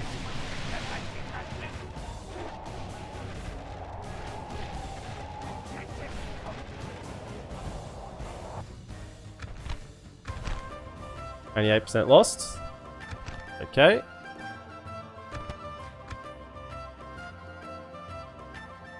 Fell on with alls. G'day Doofy, welcome in. Yeah, my weekend's going okay, Doof. Sunday afternoon. I good playing stream last night. I started this new Mordor campaign. Everyone in the household is actually reasonably well for probably the first time in months. I mean, now that I've said that, you can only imagine what's going to happen. But yeah, things are going good. Appreciate it, mate. Tome, I agree with the above statement. Nice, thank you, Tome. I believe the appropriate word is ditto. Is that what you Now, want? are they in range is the question. Damn, I think they're right on the edge of it. Okay. Hey, Faramir. Knock, knock, Faramir. They're out of range. Now, they could just go for Minas Morgul, which is now Nazgul-less. Nazgul-less. Now got Gothmog commanding the troops, and the troops are not fantastic, if I'm in all honesty. Get ready for fighting. Although we do have a couple more coming in, and we're retraining the armor. I'm sure it'll be fine, you know. It'll be fine.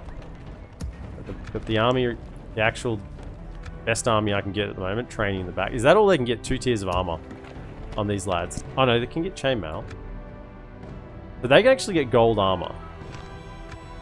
These ones can only get bronze armor. They can only get bronze armor, they can get bronze armor.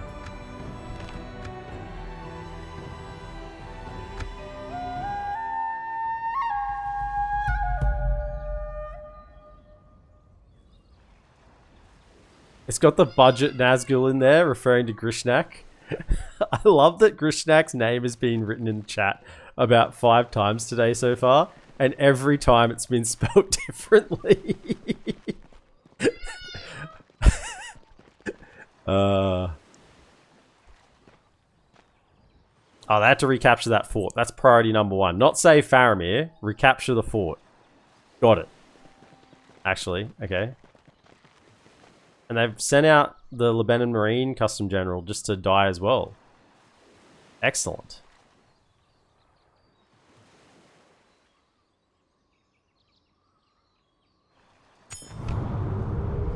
Ithilien attacked. That's me, I'm doing that.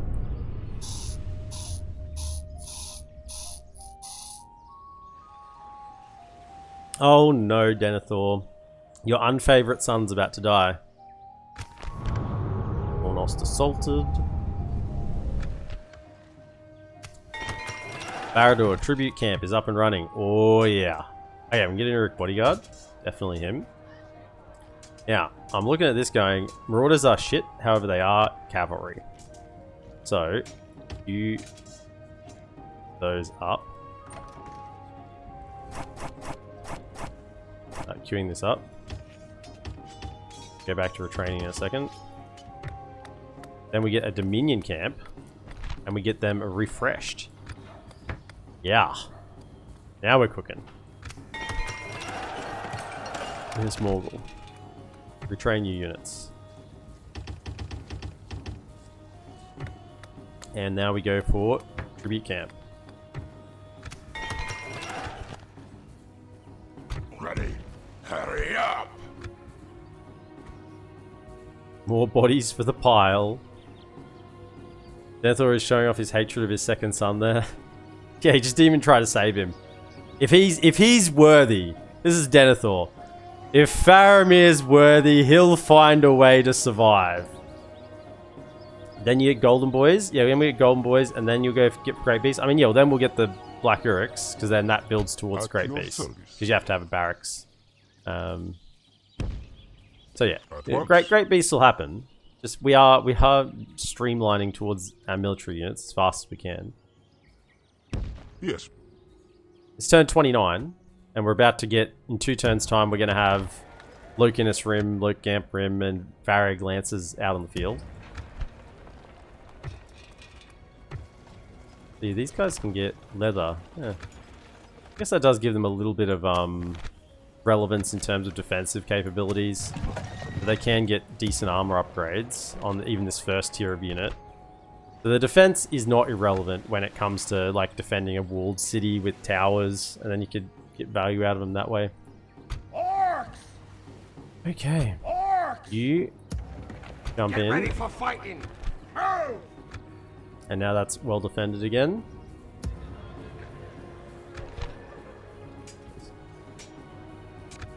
And we get so much trash so quickly, it's insane. It's so much. Oh yeah, so Faramir. What's his name? This one? Olodrith of Pelagir. Not in Pelagir anymore.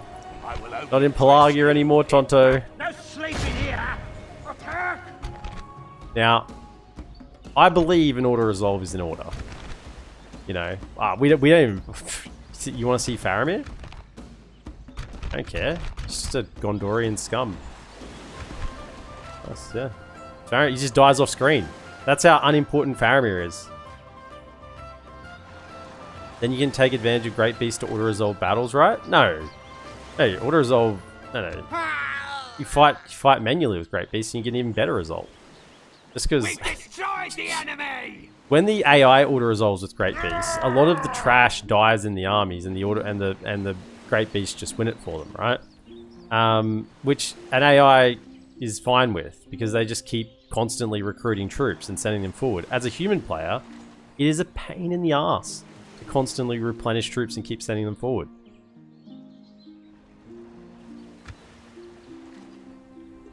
And that is part of why I believe good factions are just fundamentally more player friendly.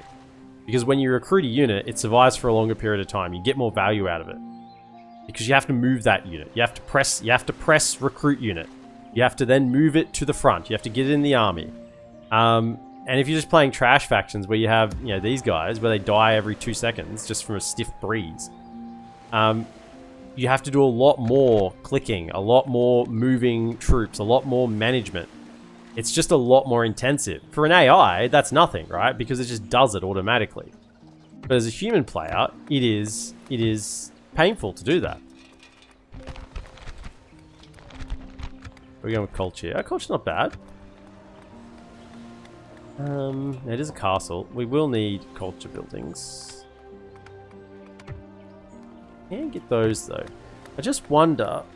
This is going to be against Dol Amroth here as well. Maybe I just go straight for the garrison. So I don't know what sort of forces Dol Amroth has down here. And I've only got one spy. I've only got the one town, so I can't get more spies at the moment.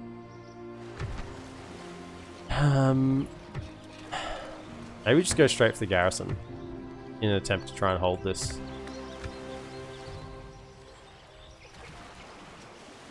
Yeah, always felt Orc factions work best for the AI spamming out troops. Absolutely.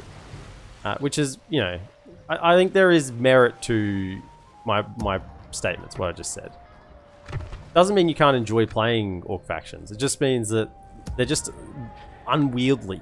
They're a bit more unwieldy to function. That's all. Unwielding. Unyielding? No.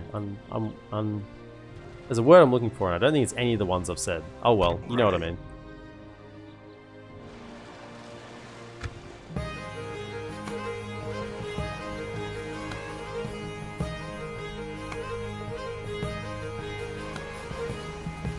Full stack Knights of Silver Swan shows up next turn.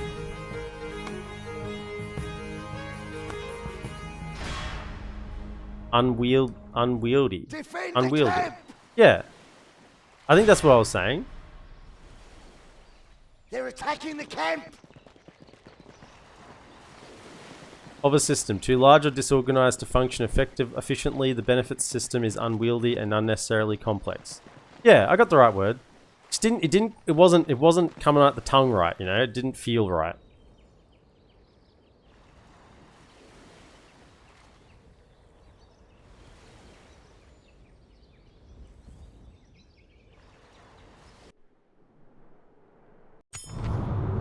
Tillian lost. I did that. That's me too. Now are they sieging me? Oh, they are too. I should have gone out and killed this guy. I don't know if I had the movement. Oh, I would have had the movement. I just tabbed out, didn't I? Be gone. Well, that's not a full stack of Knights of the Silver Swan, but it is something, which is immediately here. I wonder if we'll get those 5 turns to get that garrison up and running.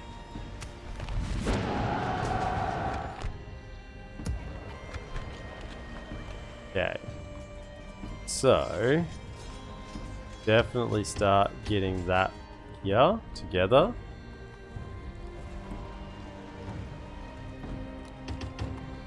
And we keep retraining those. Get the Dominion camp. Rannon. Almost there with the blacksmith.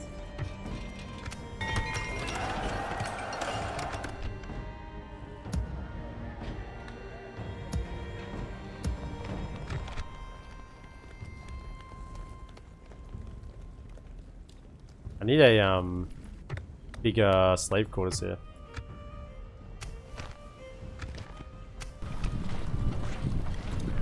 So let me have a look at these Barad-dûr. These Southron warbands. So this is with armor and weapons upgrades. 7, 6, and 13 is actually like, quite worthwhile. That's a good unit compared to what I have, you know? Moran Guard are 4, 3, and 9. I mean that's not upgraded yet. Hang on, where's a Moran Guard will be 5, 3, and 10. So 7, 6, and 13. That's good. Pretty satisfied with that. At your service. At once. Yes. At once. Continuing tomorrow.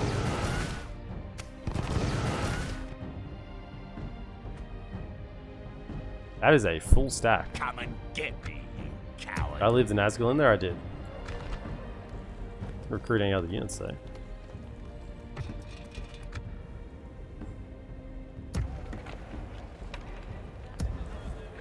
Oh, I think I did recruit some. I will only address you in battle. I hope there's not more. Is this the remnants of this army? Ooh, it is. Be gone. Okay, well, I'm glad I left the Nazgul in there. We've got enough archers, hopefully, to win the day. But it's definitely going to be the archers that do the work. Have you got your trait yet? No? Why? Where are your robes? Why doesn't Shi-vuus have robes? Shi-vuus! You Starkers, man. Put your robes on. Robes on, dude. What are you doing?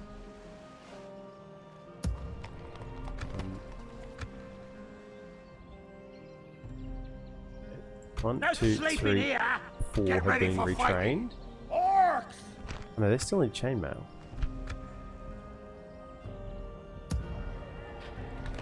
These ones have been retrained. They only have 1 tier of upgrade. Get ready for fighting. No sleeping here. We'll jump into there.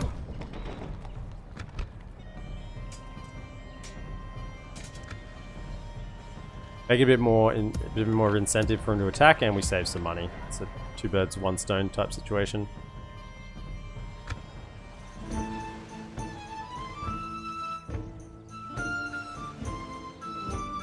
Well, we don't get the village in the north. That's owned by Sauron.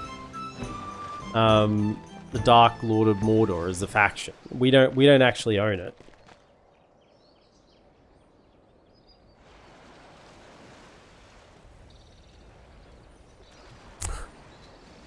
How quaint them working together to try and take Athelion. I think Dol Amroth went back.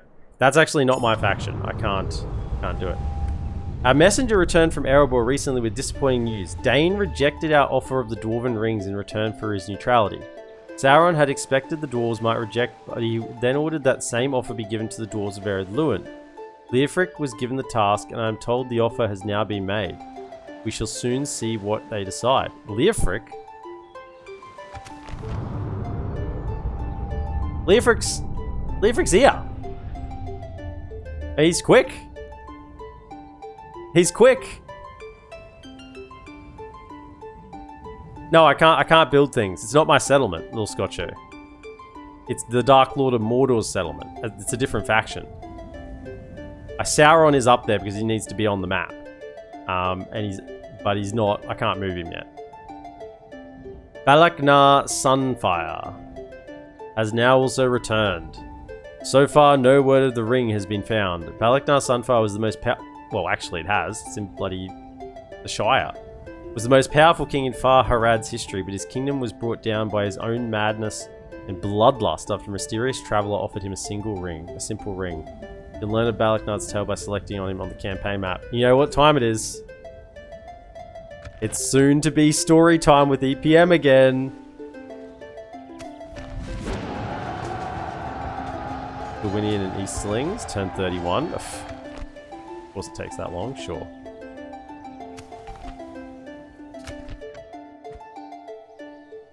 Can I help, my lord? Yes. At once. Yes. Ooh.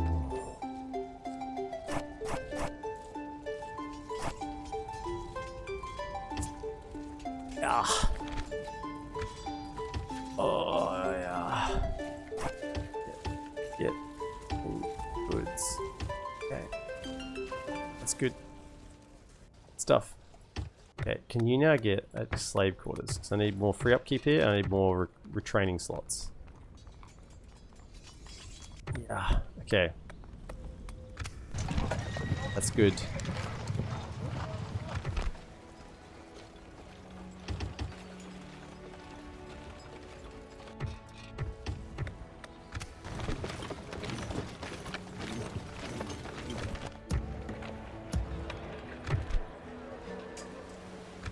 We're about to get that here as well. Beautiful. Shiny Cav. 12-hour ASMR EPM Lord of the Rings reading to fall asleep. Great. Growth. This one.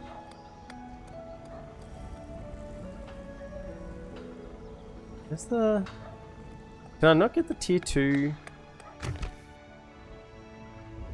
Oh, it already is tier 2. Oh, right.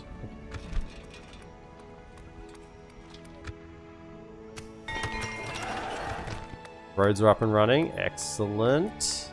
Oh, hang on. We got to do it. We got to start working towards...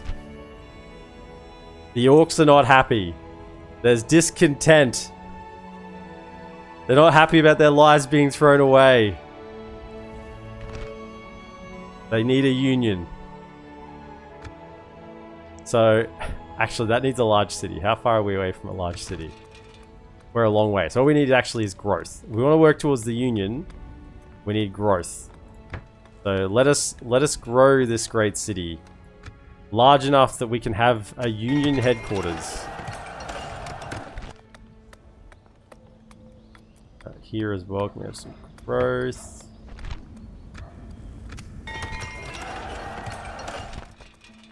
Anything down here? Get the growth going. Okay. We need the Chieftain's Hall to get the Black Numenorians. My money is starting to look a little sketch. I may be recruiting a few too many things. Okay, so let's just not grab him. And over here, let's actually not grab him for now. Retrain what we have and get the 3 turns. Are there only 10 turns? And they're 7 turns. Okay.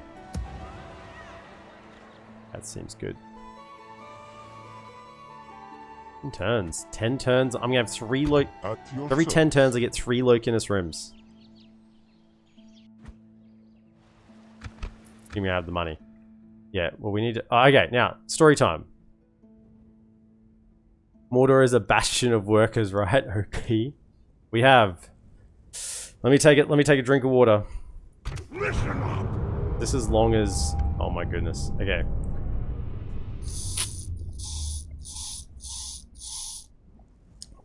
I hope you got the snacks. Got yourself a drink. We have the story of Balakar Sunfire.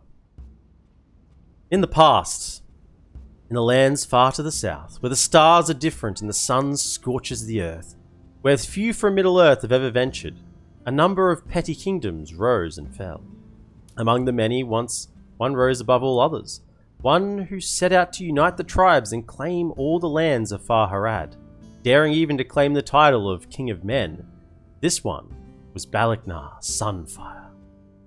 On the night of his birth, a great comet flashed across the heavens, illuminating the lands as though it were day. The seers, ever watchful of signs, prophesied that the comet's strength had been given to the boy, and he would lead the men of Far Harad to conquest and glory as had never been seen. They said that he, above all others, would live forever. A fighter from his early youth, the boy formed a brotherhood of like-minded friends and warriors, earning their respect and love.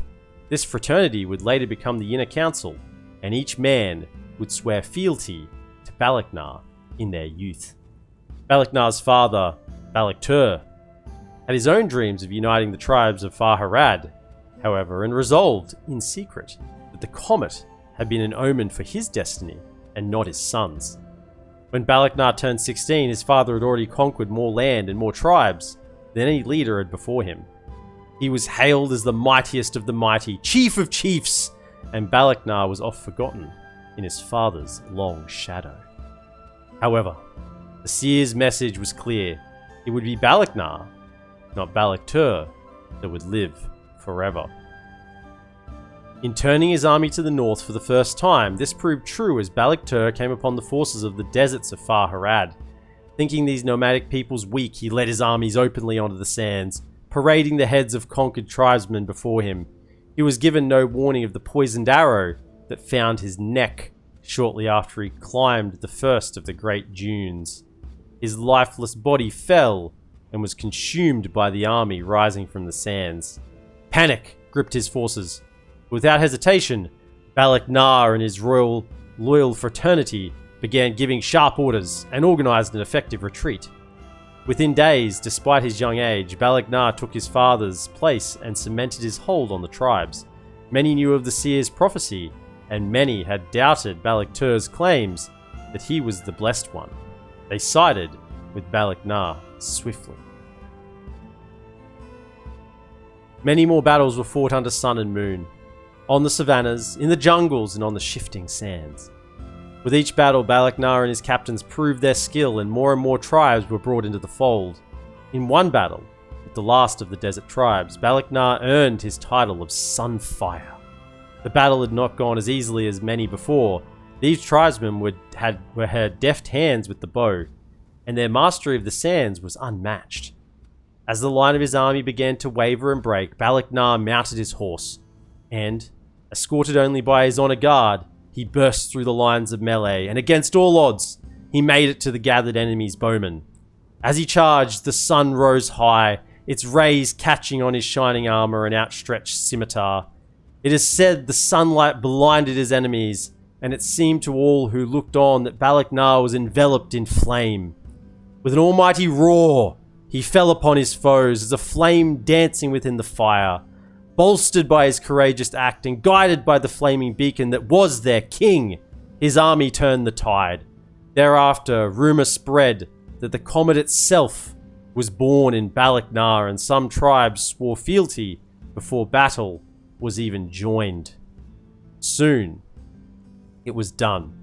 The Empire of Far-Harad had risen, and at its head stood Balakar Sunfire, Chief of Chiefs, King of Kings, Emperor Supreme, and the King of all men.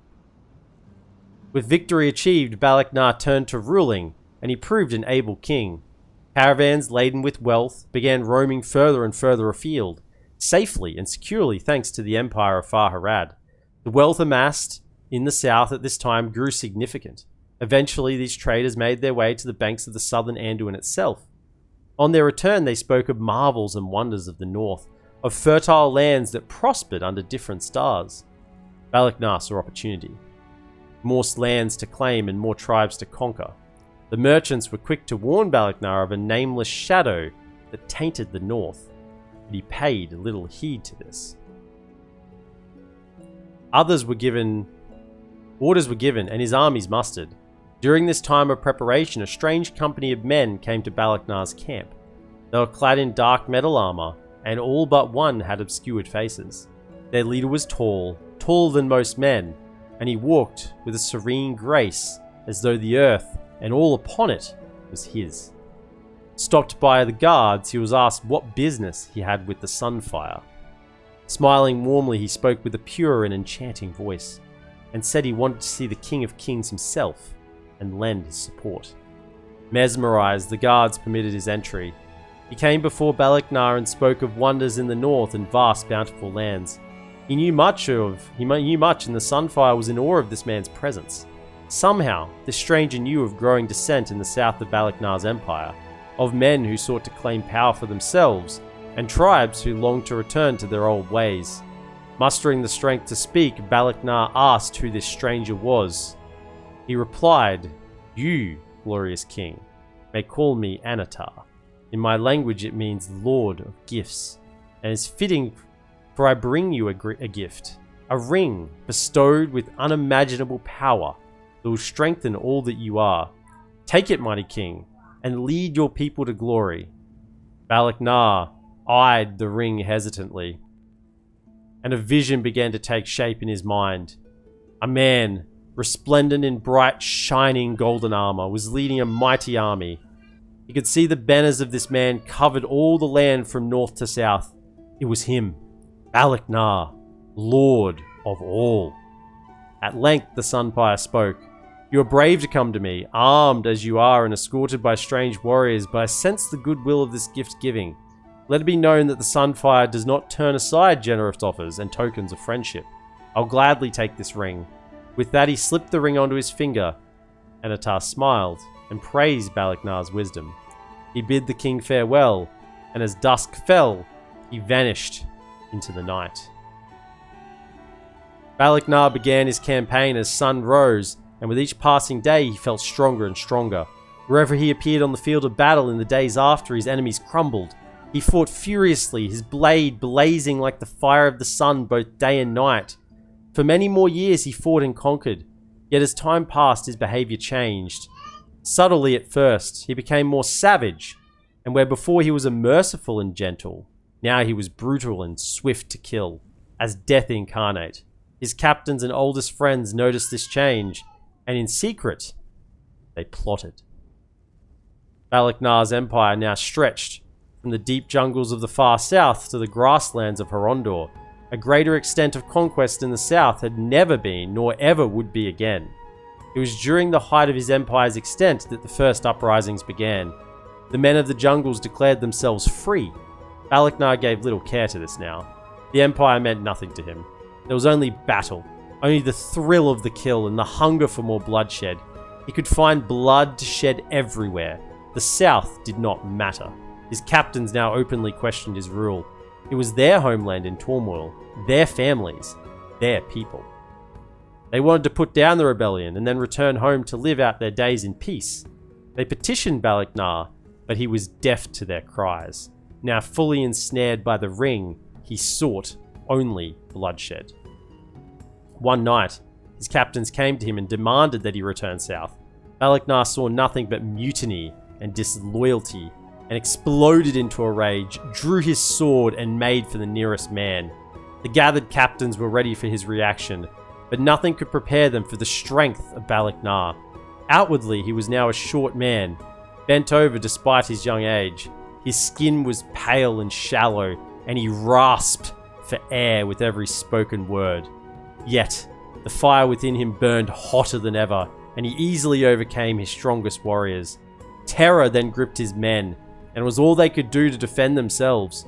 After a few moments of fighting, Balaknar found himself face to face with Surik-ji, his oldest friend and second in command. The fear he saw in those eyes froze him in place. The anger and rage flooded from him, and he sank to the floor and wept. He was left alone. He could not remember for how long he knelt on the dry floor. 3 days passed. News came to Balaknar that each of his captains had left the army. Their companies had gone with them. His force was now less than a third of what it was before. His campaign was brought to a halt, but his hunger for blood did not ease. After some months had passed, with the madness taking a hold of him, he resolved that he would return home and put every disloyal commander to the sword. His army turned south, and on their march they burned every town and village to the ground, slaughtering any who stood in their way. Balaknar's benevolence had turned to hatred and disgust. In time, he made the long journey home and found that rebellion had turned to succession. His captains had divided the south into numerous petty kingdoms and declared themselves as the new kings. These kings had spread word around the empire that Balaknar had gone mad and was murdering his own people.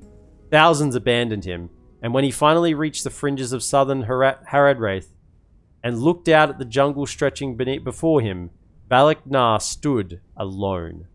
The jungle came alive, and an army numbered in the hundreds of thousands took shape on the ground before him. It was over. In that moment, he remembered the words Anatar had spoken to him long ago.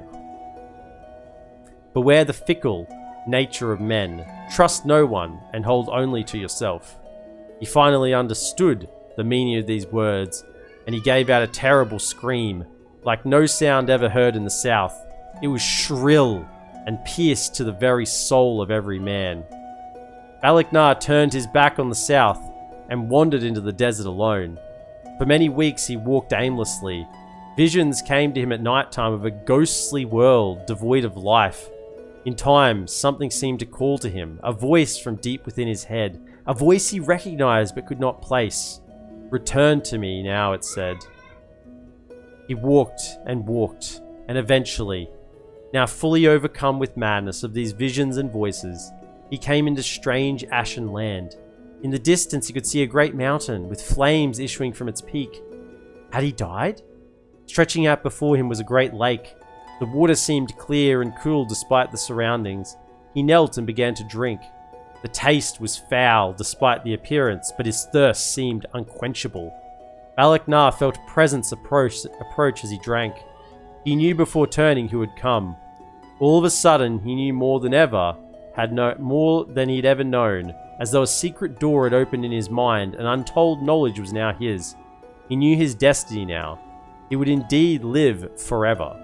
At length, he spoke. "Command me, my Lord Sauron. I am yours." The figure behind him smiled warmly.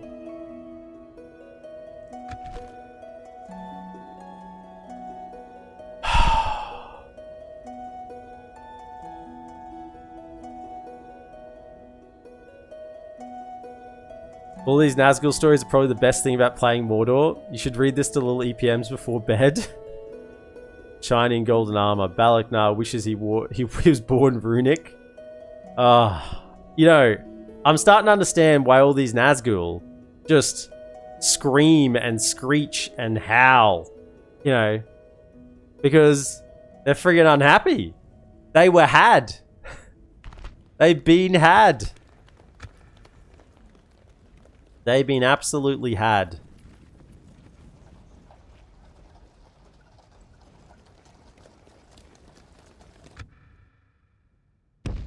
Come on! We have completed. They've been absolutely had.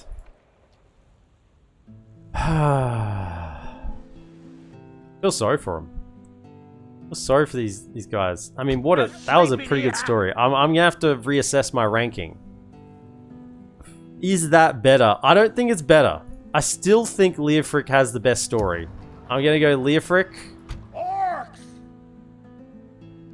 Then probably Shi-vuus, then Balakar, then Ziegler. I still think Ziegler is the worst. Although Shi-vuus and Balakar, I think, are very similar tier. Balakar might even be better. Might be a better story. Right. Maybe it's Leofric, Balakar, Shi-vuus, and then a long way down to. I mean, it's not a long way down, but Ziegler's definitely at the bottom. Balakar sounds inspired by Alexander the Great. A lot of, I mean, yeah, all these Nazgul stories are. I think I noted. I mean, I said one sounded like the first season of Rings of Power, but there was something else in one of the other stories that I read that made me think of a historical reference, but I can't remember what that was now.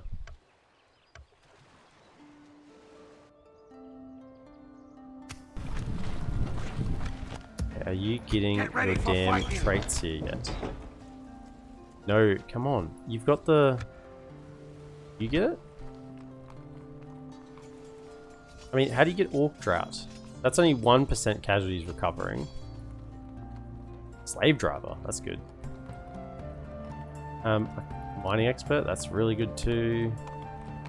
I'm sure there is a trait for Mordor. There's a trait for every faction with the Grog or the tier 1 health building. Oh well, we'll sit there until we get it. Okay, Minas Morgul Dominion Camp. Let me have the goods. You... Wait. Yeah, retrain you, whatever. You're the last one. And then we want... Yeah.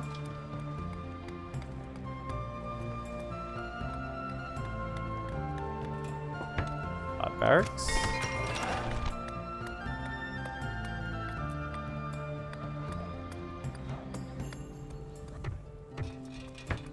Way station will make these guys free upkeep while I'm trying to get their traits.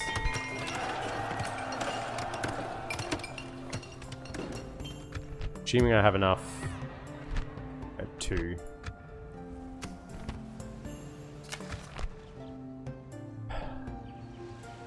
They didn't attack. I need these armies to attack, not just sit here forever. Please attack next turn. Or I lose too many troops. Yes, Lord. Without question, my lord. I'm back down to here. But tomorrow's journey awaits. And this army over here is Yeah, slowly getting retrained.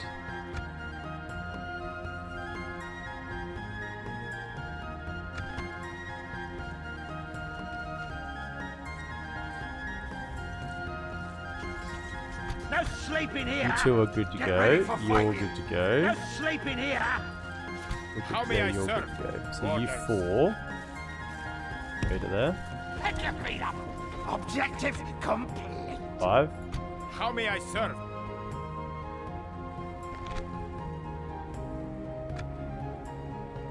Orcs! We have completed. Just so there's space for these Annexation. units to come in, and the expensive ones can be free upkeep. Right. Well, we're just kind of waiting out these sieges at the moment, aren't we? 2 larger armies. Once this army gets taken, that's when we're going to send this across, hopefully retrained. Send him with an Nazgul that hopefully has the trait, the healing trait, and then get him over to Gelibrin. Which will... possibly, actually, I don't know who owns this. Did Rohan go to war with... Rohan go to war with... Yeah, they are. So, Rohan might even own this up here. Problem if they do. We're not at war with them yet, but they could easily declare war. So that's... So we still have the Witch King to come back. 1, 2, 3, 4. We've got 1 more plus the Witch King.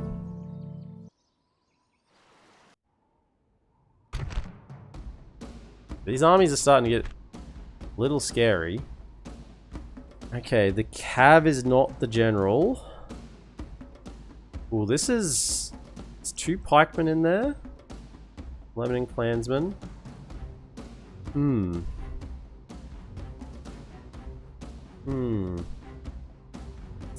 Well, archers will have to win the day.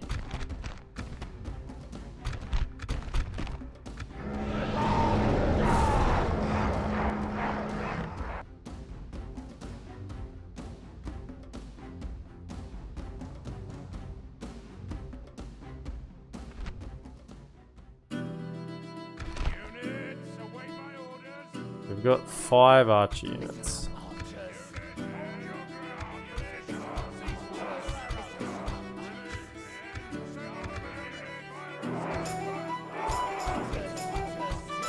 Okay. Then what do we have? These are my best units. Melee units, that is. So you hold till we use the ammo.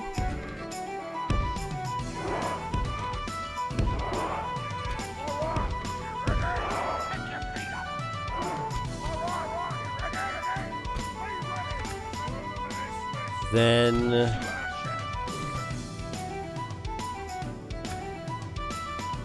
And we have... You're reasonably better as well. I'll hold you back. And then this is the trash line.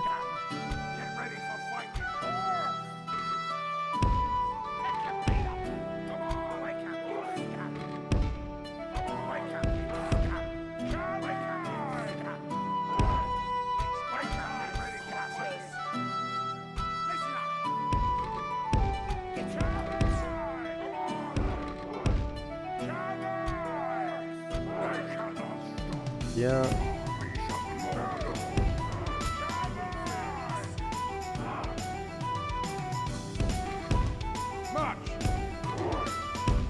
Okay, might have to set these archers up.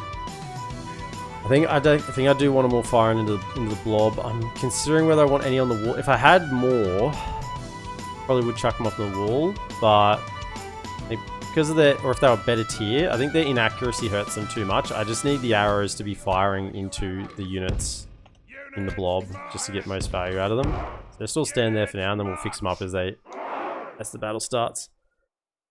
Surprised at how strong the economy looks this early on. Yeah, well, we were very greedy and very like we barely recruited any units for a long time. Like we really did stretch as greedy as we could be. And now we're up and running. It's looking good. I am surprised at some of the cities and these are all castles. I only have 1 city. At how strong a lot of the cities are. Ready. You get up like that. Advance, march. Onward, So you're probably the one I want in the best spot. So you come to there, right? And also if you get shot at, then you've got good armor. Go to there. Get your bows.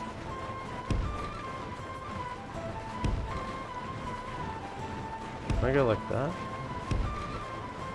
Can't quite get them in there, so I'll go to there. To there.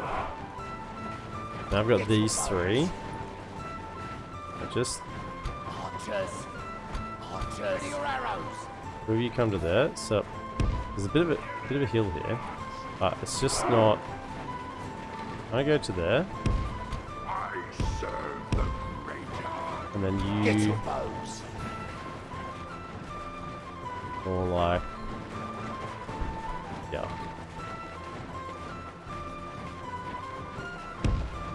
Everyone get to position. Listen up, archers. Move your stinking eyes. Obviously, we won't fire with these ones over here until it's opened up a little bit. Wake up, you scum. Get ready for fight. I want you guys to be quite narrow, Come on. so that few of you fight at a time. You need to be over here. What you doing over there? Pick your feet up. Actually,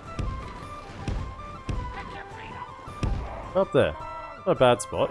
Up on a hill. Up on a hill. This thing's be fighting uphill into you, and just give me another unit on this side. I've got plenty of units on this side. No mercy. No sleeping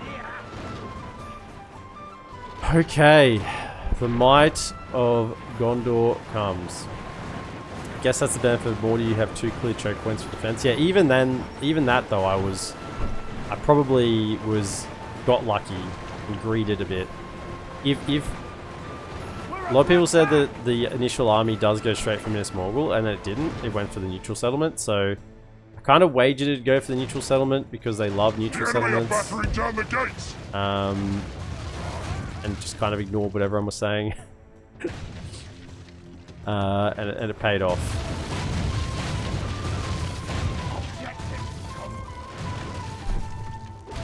Okay, They will fear us. so The enemy's ram has breached the gates. archers are the win condition. We're gonna make sure they get good shots. Archers, ready your arrows. Listen up, archers. Just stay where you are. Stay where you are. And the archer is the general.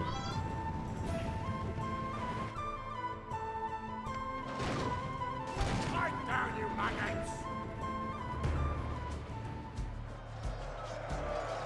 Let him come in. We're happy for him to come into this area here. Maybe with those two, just start firing with these two. Let him come in a little more. Start firing into that.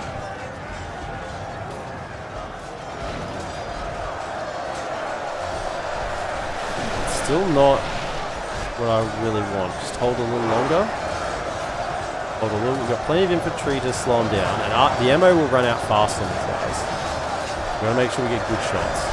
Okay, could you aim at the... Yeah, fire in there now. That should mean we get kills in the front for arrows that miss. That's looking good now. Okay, you now aim at the... in the middle. Just aim there. And we also have this one that's kind of positioned in a good spot. And you aim over here too. Like that.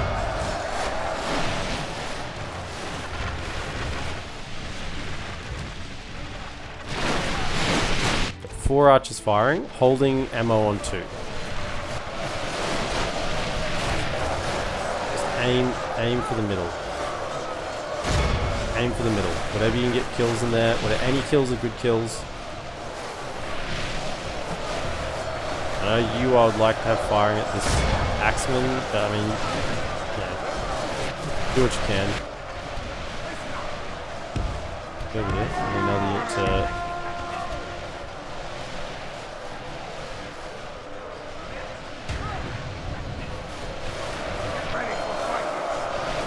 Shots right in the middle there. Yep, just get the shots in.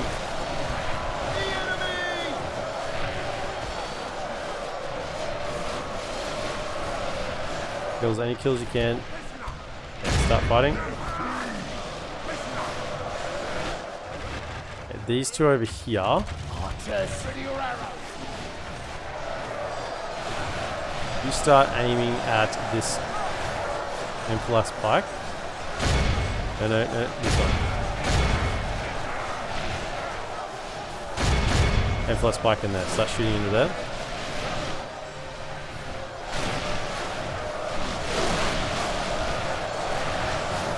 Okay. Got all our archers firing. Let's throw one of these. Just to start getting that permanent morale loss. Firing, these ones. The battle is very much in our favour. Victory will be ours.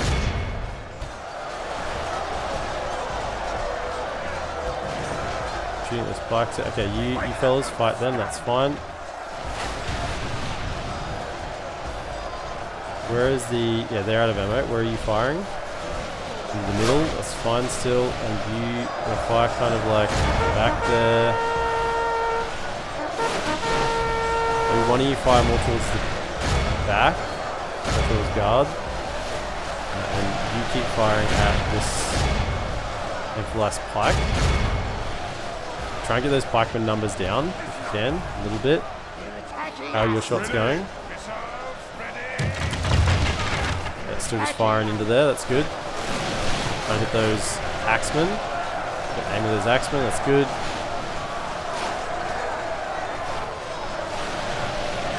Only half the enemy force remains.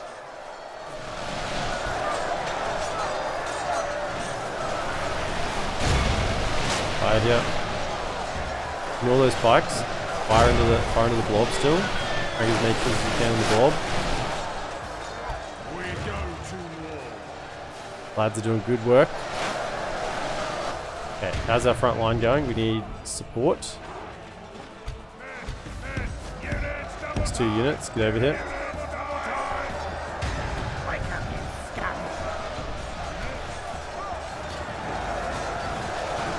Firing in. He's almost out of ammo. How are we going on the axeman yet? Down to 23. Good. So we have been picking them out. Those pikes.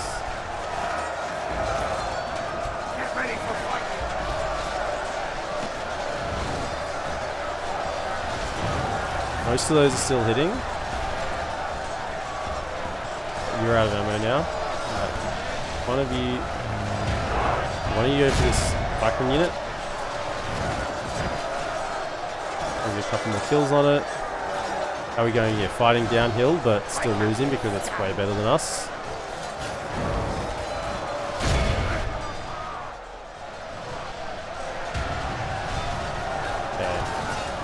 Pretty much out of ammo. Okay. Archers.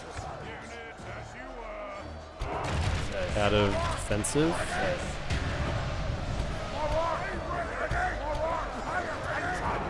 Okay. You get in there, you come around this side, surround.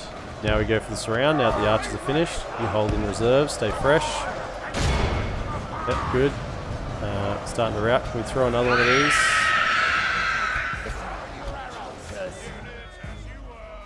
Archers, can you now form a line here? That, thank you.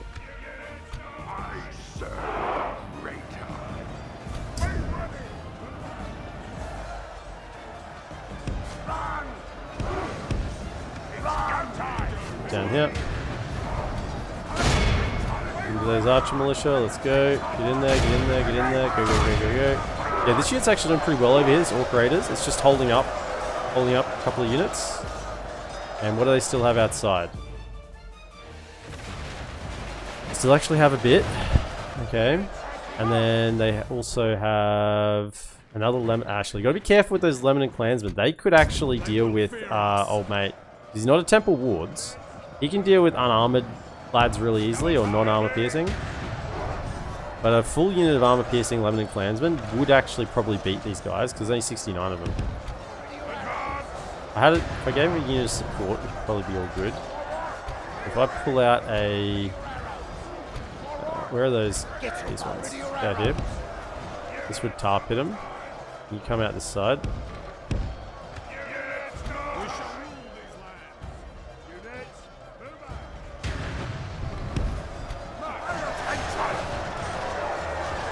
They're actually kind of maybe winning over here.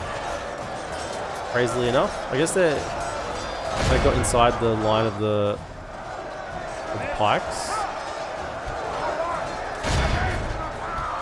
Now save my last scream for a second.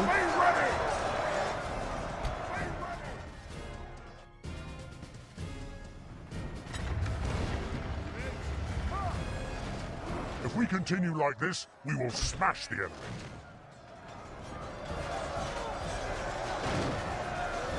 They still have their bows out, so they still have shots.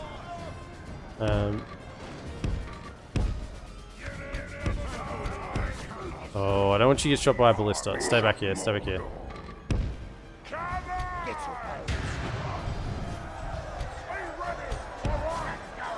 Around their back. Okay. Get in.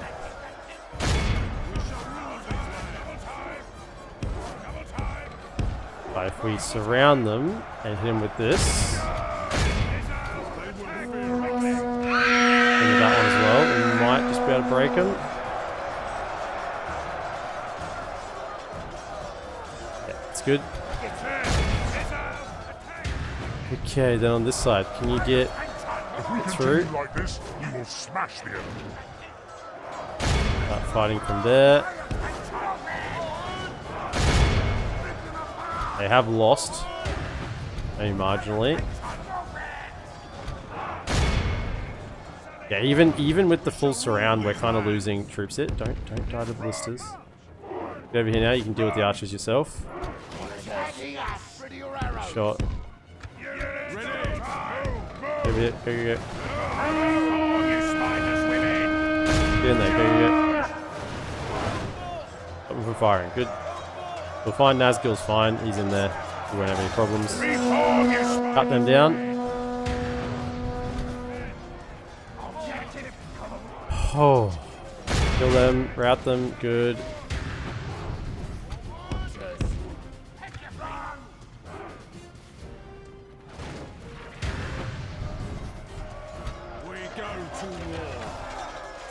Don't think we need to commit anyone else here. Just use these ones because they'll self-replenish.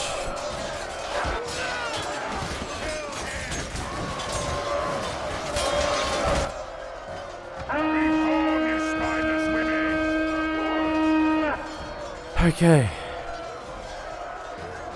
But that was part of that initial spawn army. Actually, they're kind of getting a little bit surrounded there. Can you guys? Oh, the Nazgul's still at the back. They're fine.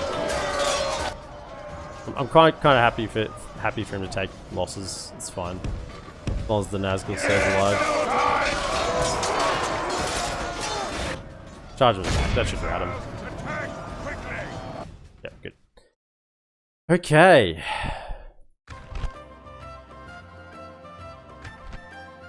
Well, marksman 492, Orc archers 210, 155, 181.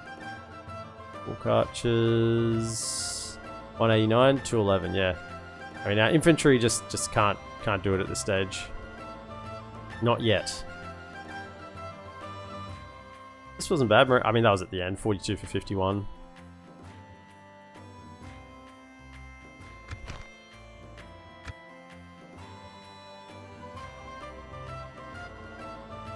So, in summary, we need to get control of Minas Tirith, Osgiliath, Carandros,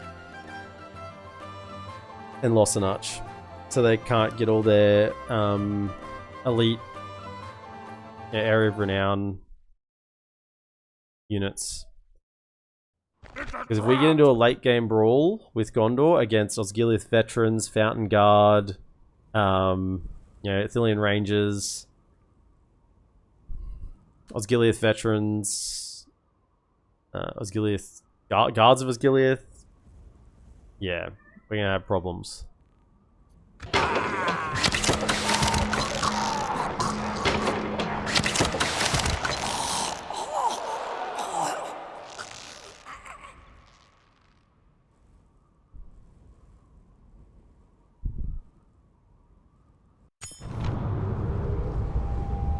Erebor besieged. Love to hear it. Get ready for fighting. You're the beginning of the strike force. Okay, emerge. Run. Train. Get those maulers. Okay. Good. We're going over here. Train the troops. Oh, we got no money? Where did all my money go? Do I have stuff queued up that I... 8 grand.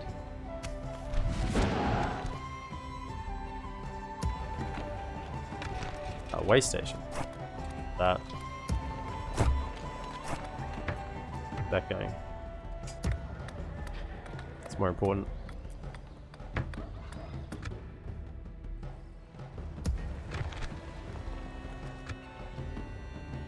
Get the cab. Orders. How may I serve? Oh, they broke the siege. Okay. Well, I guess that's okay. Get ready for fighting.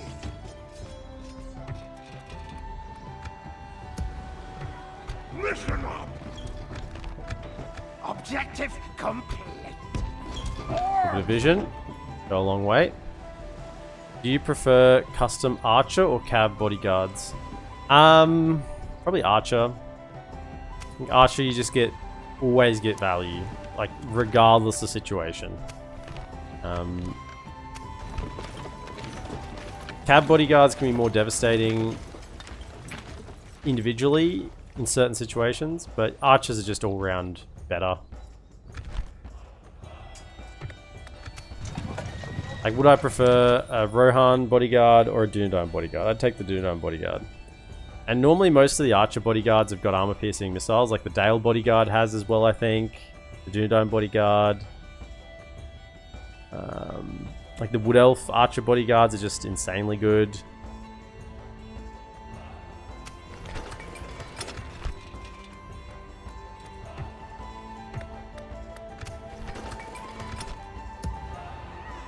Not get that again? How many turns are they going to have to be in here to get those traits? Starting to annoy me. Starting to make me a little angry. So what we're going to do is switch out Orders. these ones, because they're kind of like my pushing troops. Coming in next turn anyway.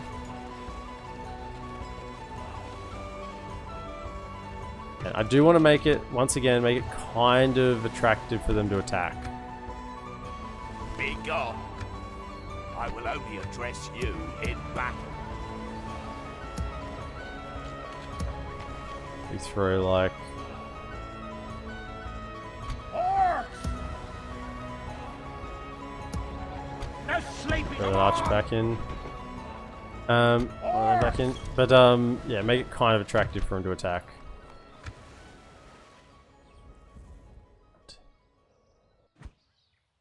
At your service. Without question, my lord. At once. So heavily, Erebor was being besieged, I guess, by Snow Orcs. Continuing tomorrow.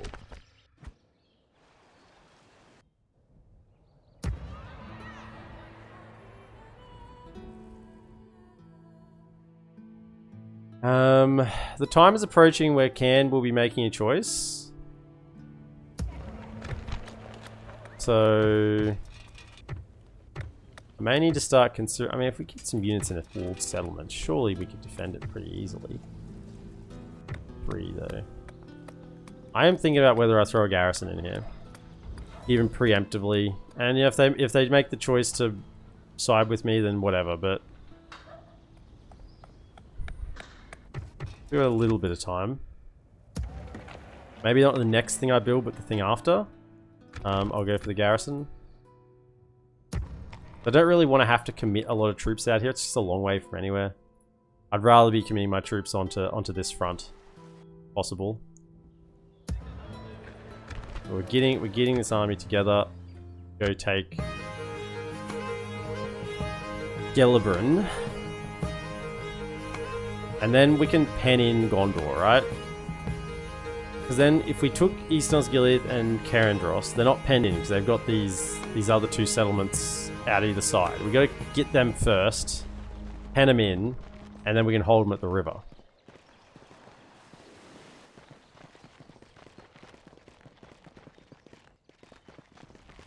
And back to that question, Tome, about custom archer or cavalry bodyguards. Cavalry bodyguards have a tendency to... I don't know. You really got to be watching them. If you just forget about them for a second, and a pike unit or a spear unit just walks over to them and they just die instantly. Whereas archer bodyguards are normally kind of like in the middle of your formation. Right, so... Get out all of... How may I serve? How may I serve? Get out all of that. Alright. Tuck back in these Get two. ready for fighting. No sleeping here. Oh! Maybe even the Marauders. I don't How really may I need the serve? Marauders guys. Marauders are like very good chasing down cav, chasing down units, you know. Good for little skirmishes, but not necessarily for a drawn out war effort. So I queued up units. That's what probably spent my gold previous turn. But these units are good to go to the front, like to go to war, right? I haven't got them retrained. Orders. I haven't got weapons training for them.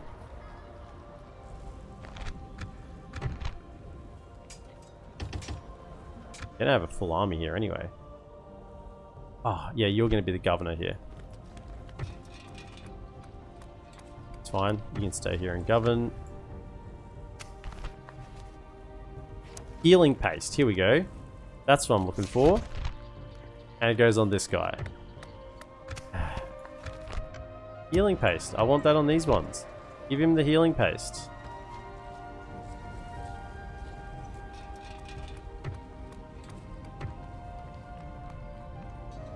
Got it here, right? Yeah, Grog Hut. Okay, so it is possible, it's just being painful.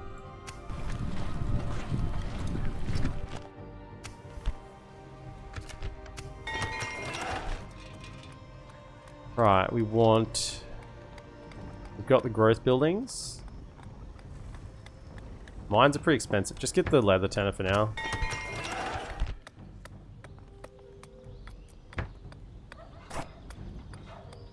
We do want growth. One more, we say. Get the grog hut. Cheaper? That.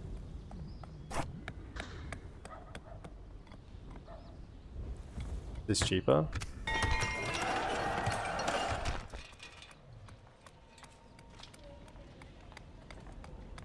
Growth. Right.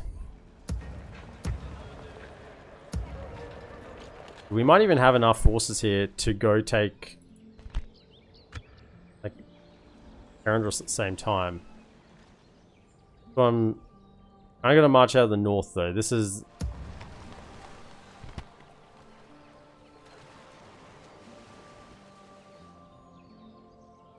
we should have Balakar Sunfire guy lead our entire force of Easterling army that we are totally doing. He probably is going to be... Whoever gets the healing paste first is who's going to be going. So, hopefully he gets it. Get your healing paste. Stop messing around. That's what needs to happen. Getting closer. We need a bit more money. Right.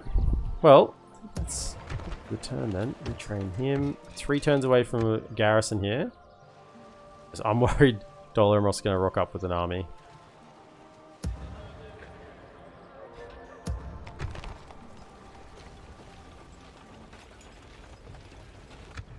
Yeah.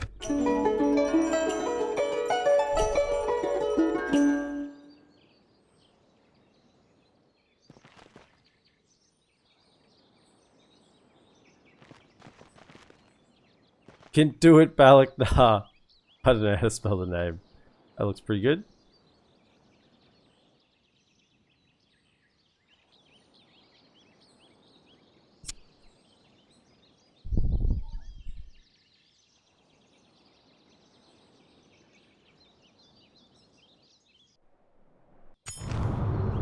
Oh. Eredlun rejects a gift. Okay. They rejected old Leofric.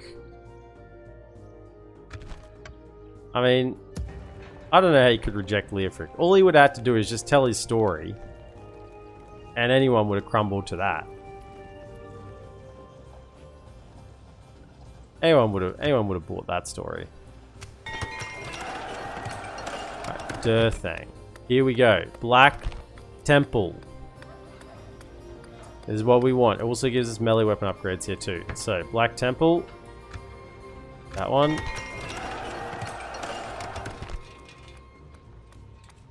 Growth. Here. This Morgul. Oh yeah. Sauron's Will, Morgul Chosen, Black Orcs. Multiple. We can build up a pool with them as well. That's good. Guess we go for the archery range.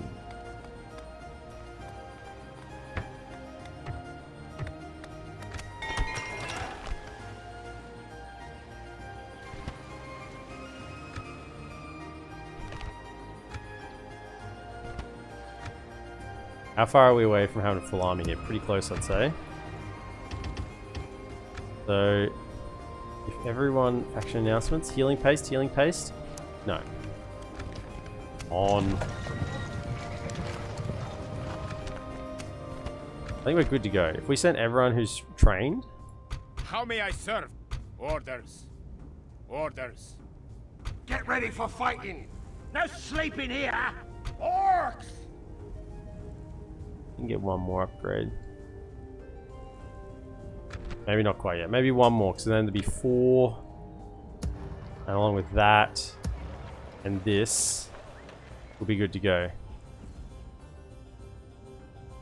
We'll wait one more turn, and then we'll say, what do we actually want retrained? What do we want for this army? I think that looks fine. Got a couple of archers ready to go there. We'll go one more turn, and then we'll send everything across, link them up, and we'll march out. See you, little Scotcho. Have a good one, mate. See you tomorrow. So your allies doing good? I don't know. I don't know what they're doing. Do not know. I am tempted to siege this, but I mean, they just walk around here. So there's no, like, unless we have both of these on lockdown, there's no point kind of just sieging one of them and get around and relieve the siege. Be gone. And so I don't want to expose my shitty troops to that situation. Orders. Pick your feet up. So then we want... We got these lads here ready to go. Maybe I could go this turn.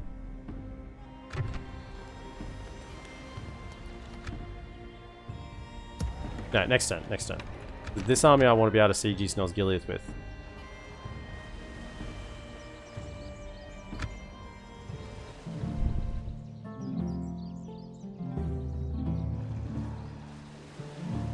They may have backed off. They may have lost too many good troops.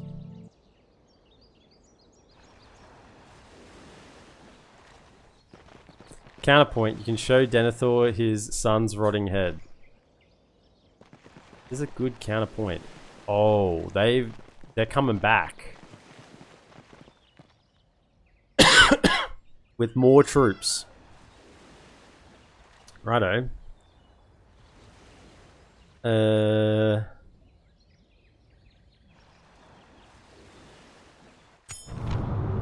Feels fine. Can we recruit? Oh yes, we can get one. Grab him. Are there any mercenaries? Get ready for fighting. Nothing? What about if you went over the border? Nothing. Feet up. No mercenaries at all. Oh, well, we'll get a garrison this turn as well. So garrison be ready, plus one more Orc Raider. I'm confident.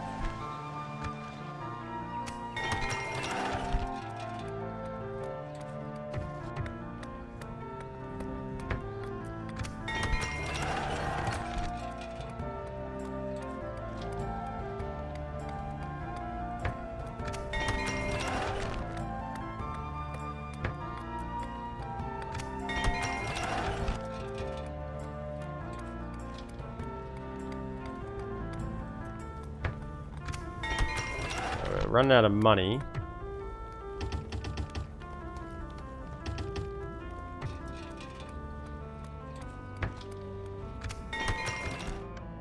Okay, it means we got to do some work with our units if we're out of money. So let's go. How may I serve? Orders. How may I serve? No sleeping here! Get ready for fighting! Listen up! Orcs! No sleeping here! Oh! Objective complete! Yeah, those 5 still need retraining. Fine. And there. So they're coming to link up with those ones. Did we get our healing paste? No, we didn't. Alright, one more turn. Because the army's ready to march. Orders. How may I serve?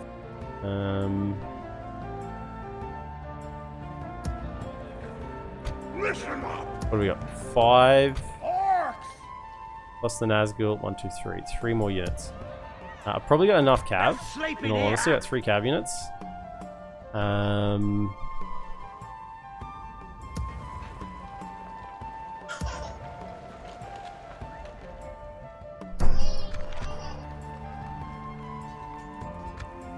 So Orcs! Orders. maybe send 1, 2, How may I 3. serve? Orders. We're 4 cav total. So there. Lift your feet up! We have At least 4 and 3 upkeep here as well, ready for some stronger cav to march out this way. Faramir he died off screen. he just died off screen. There's no light way to put it.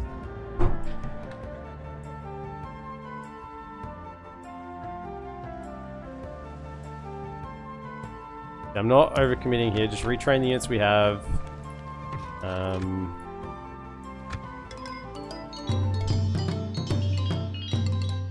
fact that my economy, as it is, can sustain all these troops is insane. I didn't expect to have this strong an economy. This kind of feels like the economy I should have had as goblins. And I've got it as Mordor. Defend the camp!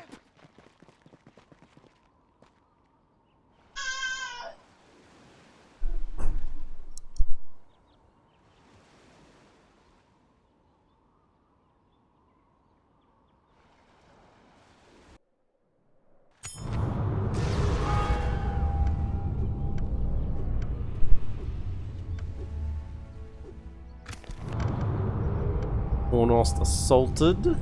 Being attacked a lot. Angmar just be on the prowl.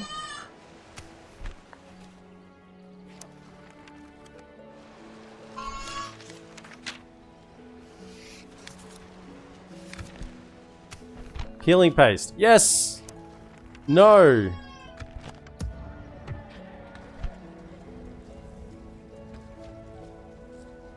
Did you get it? Yes. Okay, so, perfect. Balakar.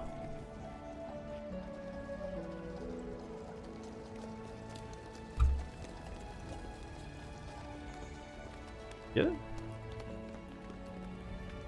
Hold up. Where'd my healing paste go? What?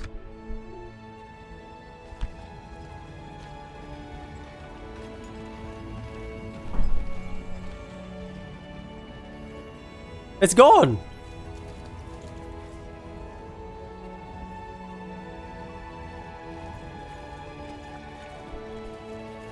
What just happened?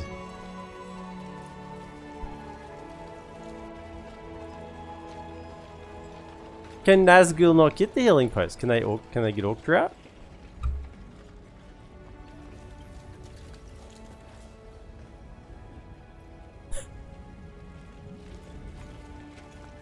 Apparently not. Okay, so we're learning. Can you not transfer retinue to Nazgul? So you notice this when playing Isengard. The Nazgul seem to be black holes for retinues. Tried it with several and they all vanished.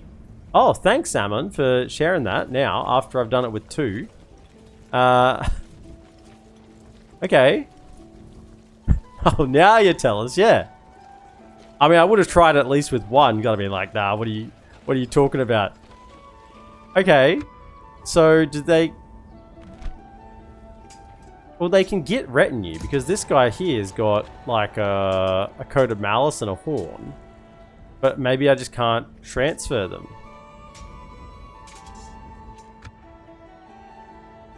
Get ready for Okay, fighting. well... Balakar, Listen up. Mr. Sunfire. Listen up. Okay, we now know. We now know. Do not transfer retinue onto Nazgul. We've learnt.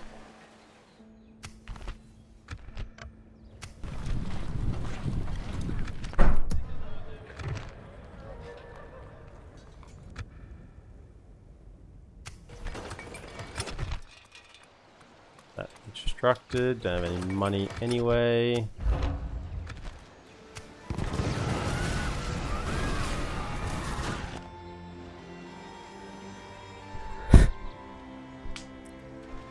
Going to be our legendary commander. Not anymore. He didn't get any healing traits. I guess we just can't. I guess Nazgul just can't heal, you know?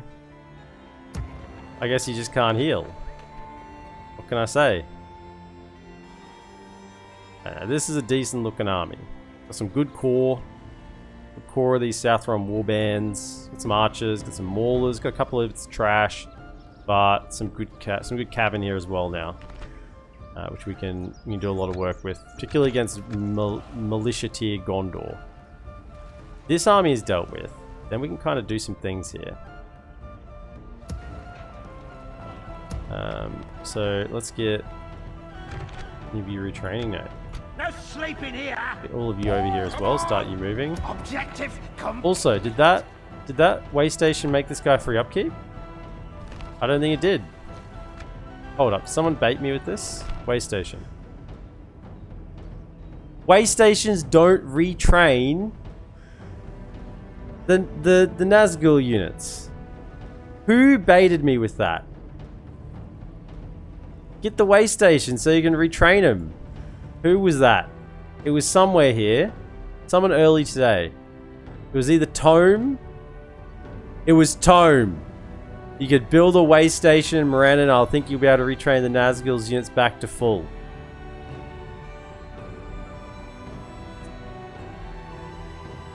You blame Ammon. Well, now we have a way station in Urkastelat. Sure.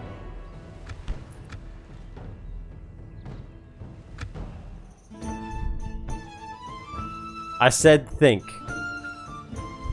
Maybe you should have thought before you wrote it. Eh? Maybe I should have thought when you said it.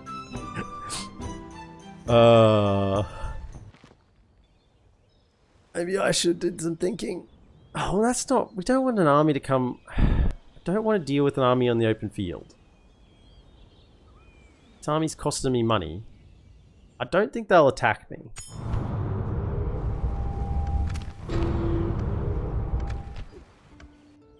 See, how far can we... See, what is in this army? Surely it's trashy. Trashy trash. Get ready for fighting. We have completed. Be gone. They're gonna trap me in here. They're gonna trap me in. I'm gonna have to fight them. Ah, as annoying as that is. Orcs. I will send some reinforcements because they might be needed. Come to here. Pick your feet up. And you need to replenish the army as we go. Side is looking wrong. Everyone's a train. I don't even have the money to recruit these at the moment, or places to put them. Just we've got access to them now. So when we send these lads out, we can get some better ones. Money.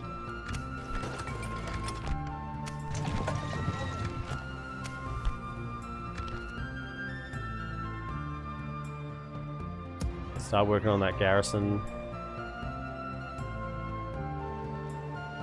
Ready.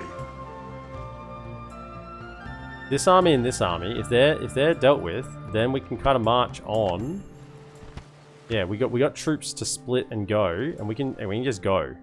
Right? You even empty Morannon, send him with Leofric, and just get going down here. Once we deal with these two armies, and we can empty out Minas Morgul.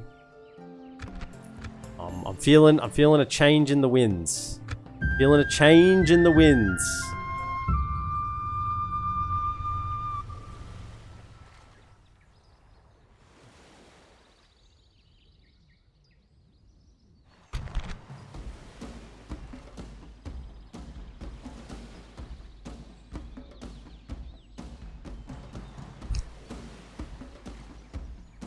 I actually think it's so retinue aren't transferred away from Nazgul.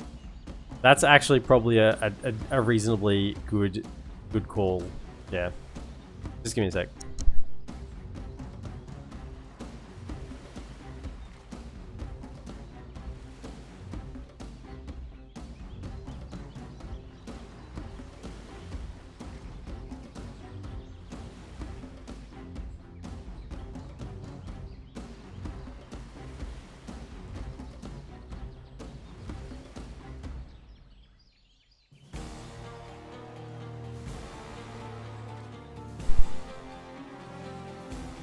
Right, Order Dleth of Pelagir. It's all militia. All militia. Easy. Easy. No problem.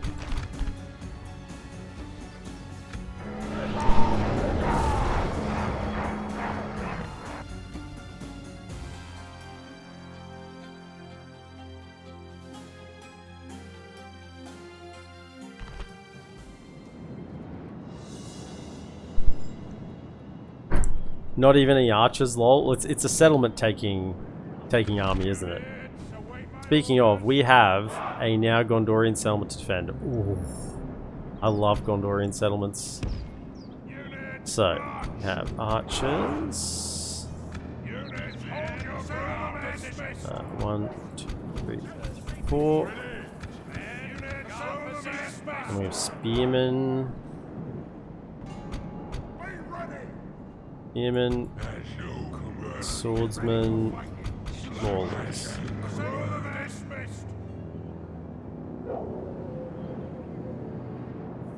So, they do have a tower over here. Hopefully I can get brought down with the ballistas. I thought. This is not the good side to defend though. Another tower over here, and we got ladders in the front. So the ladders will get up. What we want is just spearmen up on the walls to hold the laddermen back. They'll hold up on the wall pretty nicely. There's no cab, so that's where the best spot for the spearmen. And over here, could you just stand? There's only 81 of you. Kind of like stand here. Activate this tower, and maybe even this one. At least get these two starting to shoot at that one as it comes around. Then, how far? What's your range like? Kind of. Okay, so if you go to here, you might get an angle back into here, and you'll also activate these two towers to shoot this siege tower as it comes around.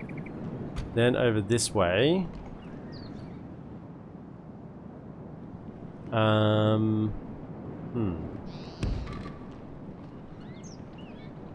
GG, well played, Ammon. Truly turned into what we so feared, a chat mod Nazgul. After you hacked into all of the DaC files of everyone who ever played. Writes 5 pages on Ammon's story and his arc to becoming a mod Nazgul. It'd be actually pretty hilarious. Open up the next Nazgul and it's like Ammon of the Southern Isles.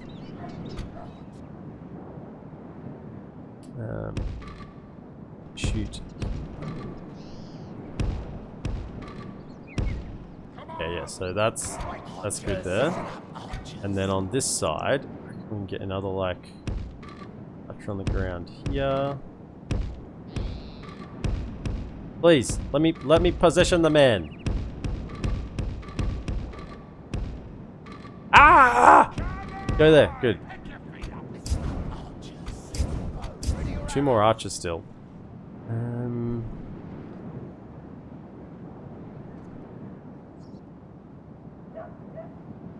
one down the street.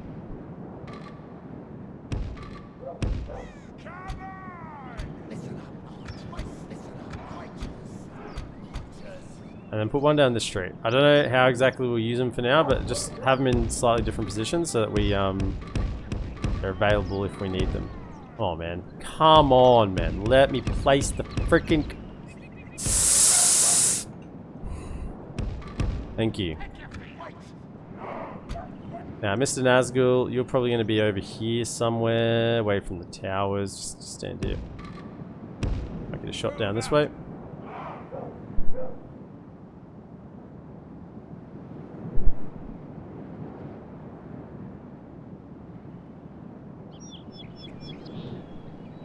Then, on the ground, we have our meeting force, Orc Defenders unit. See, only 76 units to position, and it's not the Orc Scouts. Oh my goodness, can you please? Why is it so freaking hard? Just stand there. And another one over this way. Good. There's an issue with Mordor's units. It's because they're so plentiful. Bloody hard to position inside units in deployment zone. The deployment phase. Okay, just, can you just be in the right area, and then I can fix you up, please. Thank you. Same thing with you. Just kind of be one of you along here, maybe.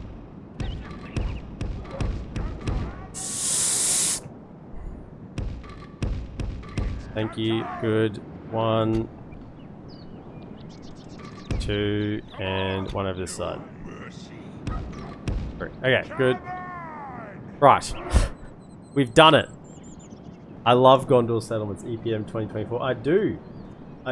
Except when I'm positioning orcs that are, the units are too big to fit in the damn streets. Okay, so now let's go.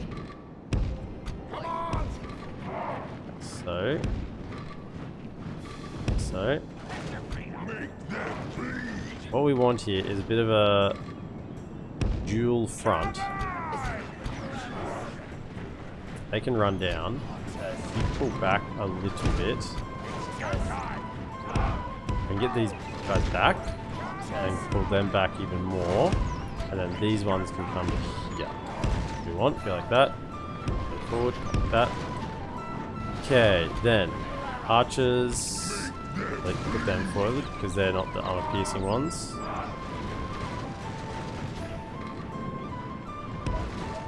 Like that. You fellas pull back. Back like here.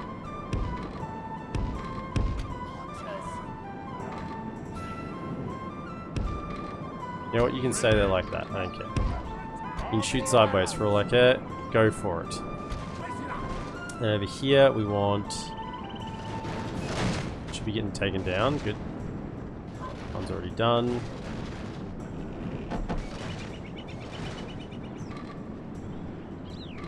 Turn. Thank you. Face. Over here. Come back. There. Be ready to push up if I need you. That one's down as well.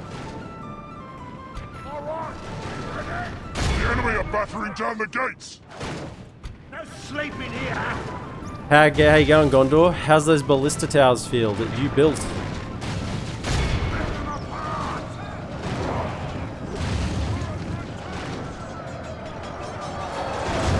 I love a good spearman. Spearman on spearman action.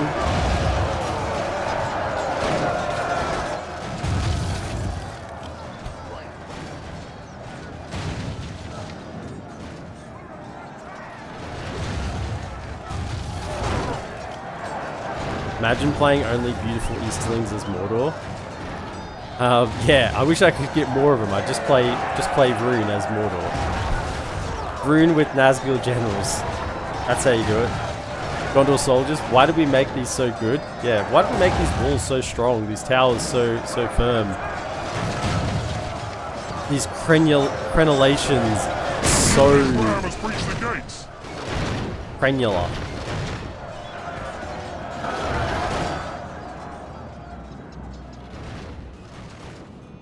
keep those towers firing there, that's fine. This unit, I haven't positioned these two. Come back, you've got arrows, so go back. If we continue like this, we will smash the enemy. And then you fellas can just stand front here. Good. Okay. We've done a thing. We've positioned the troops eventually. But this is where absolutely trash tier units just shine. You can hold a wall with like, you know, levy, vineyard levy or whatever. Or orc trash and everything is fine. Is they already routing? What's his name? Oh, another ladder knocked down. What a shame. Oh, there's more wanting to come up onto the wall. Yeah, join me up here. We got some orc band. They've got their guitars ready. Drummers are in the back. The original orc band. Be ready.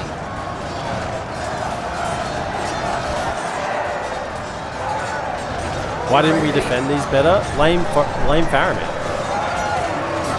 And Denethor for leaving him with no army. Come on, knock down one of these ladders. They really want to get up on the walls, don't they? The walls are not the place to be. I can tell you that right now.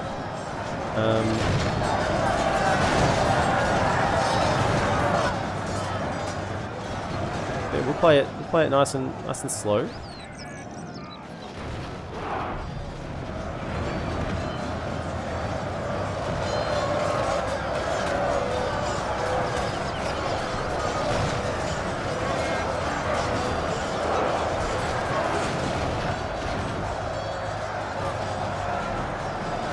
They're tiring their whole force right now. We're tiring one unit.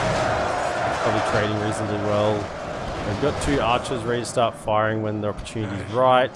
Listen up, archers. Archers. If you start shooting into the Benin Marines, they're kind of further back. See if you can get some shots on them without killing our own units. Actually, aim more over here. Right over here. See, I don't want to shoot my own guys with back here, which is that's not it. Just hold fire. Just hold fire.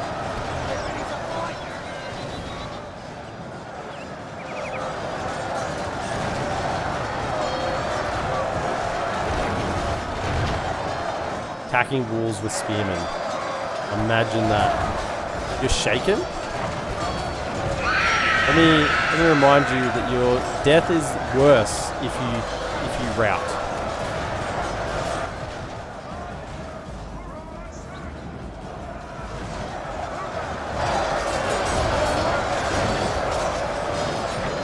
We spoke it into existence. Now they want the walls.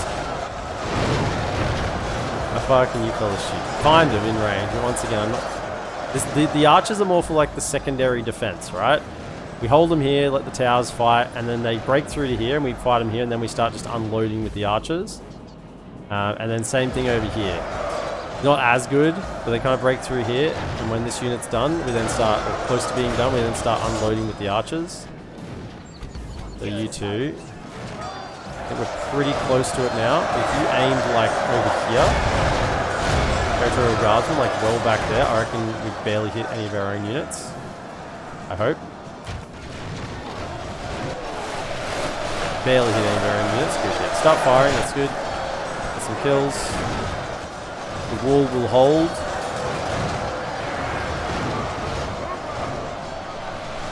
They are wavering.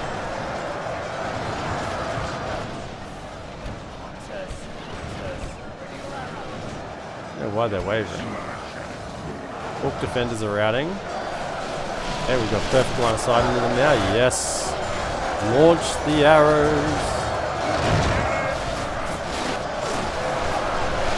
It's a lot of arrows finding their mark. Why didn't we bring siege to destroy these towers? Gondor soldier. Gondorian soldiers are doing a lot of questioning for being soldiers. Yeah, they want to start being the generals. That seems to be like what they're saying here. I Actually, that seems to be like a really good spot we've got there at the moment. These archers firing it. Although the ammo is going to be gone soon. We could pull these other archers up and around. I think we're happy to let them kind of like fall into the next section of the trap. We are just loosen the arrows into there now. Doesn't get much better for Orc scouts. Here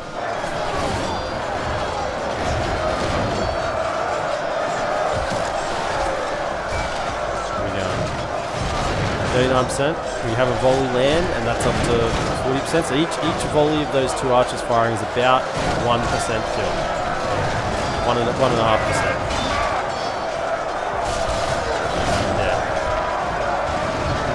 The volleys rain in. Oh, he's out of ammo. Ready your arrows. Okay. All right. I reckon this side can start firing. Well, start letting them have it.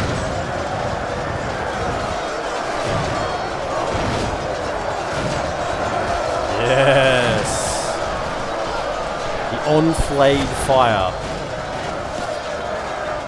What? You routed off the wall? Mercy. And now you're just standing there? Unacceptable.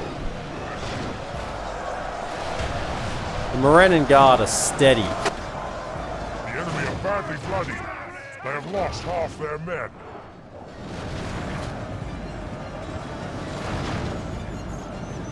The battle You're is out very of... much in our favor. Victory will be You're out of ours. ammo. That's fine. That's good.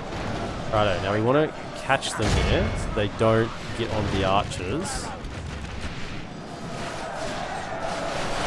Keep firing into there. Perfect. Aha! You've come to my streets now. Slash and burn. Just let them come. We should turn the right way.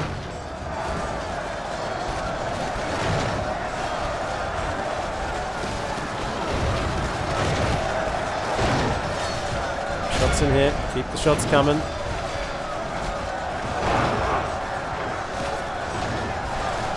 Nice. Well done. Well done.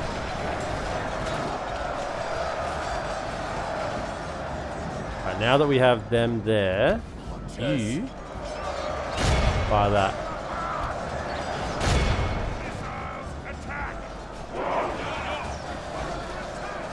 Turn yourselves. Pull out your bows. As the Nazgul are firing, and you lot are just standing here looking at each other. Yes, string the bows, that's it. Get off your tea break. The unions aren't in yet.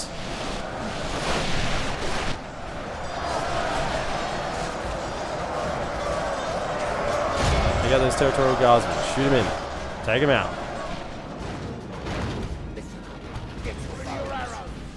Where are we shooting at? Still kind of into the middle here, yeah?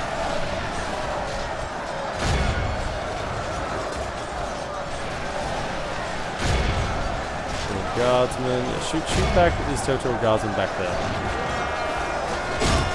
Good stuff.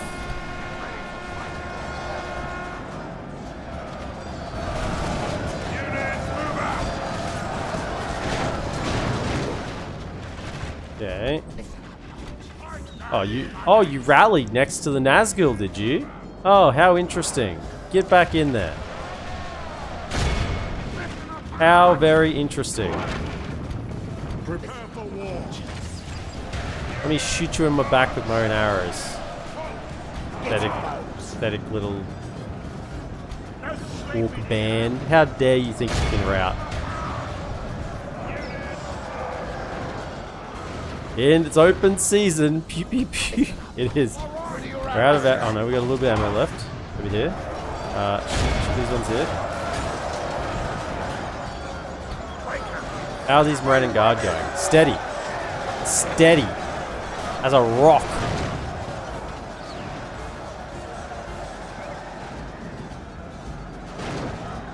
Get in there, start fighting. Get them in the rear. Hold them in position, let the towers do the work.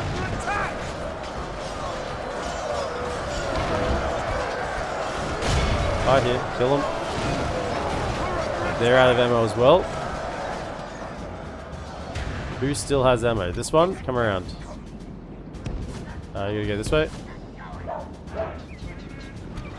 You move up, ready to engage. Same with you. Move up, ready to engage. I think we've done this pretty well here. We've made pretty good use of kind of all of our archers. All of them were firing into good targets. And thank goodness that they were, because I mean, there's still a fifth of their army alive.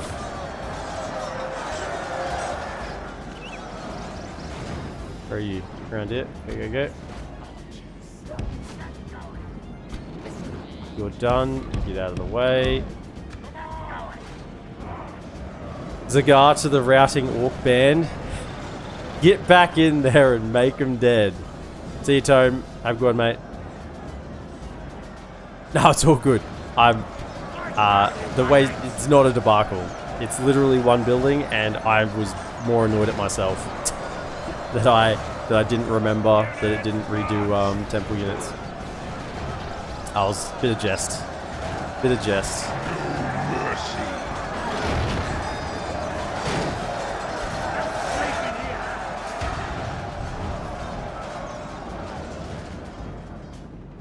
Where are those archers? These ones.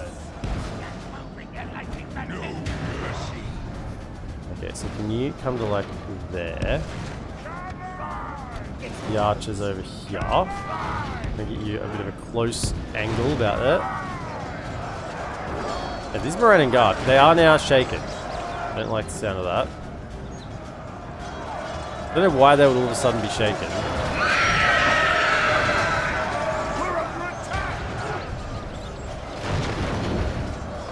Pincered this one. I think this is the captain, the general here somewhere. Lebanon Marines. Yeah, that's the general. He's about to die. It's good. And then the whole army's rout. More archer ammo. Let him have it. Beautiful.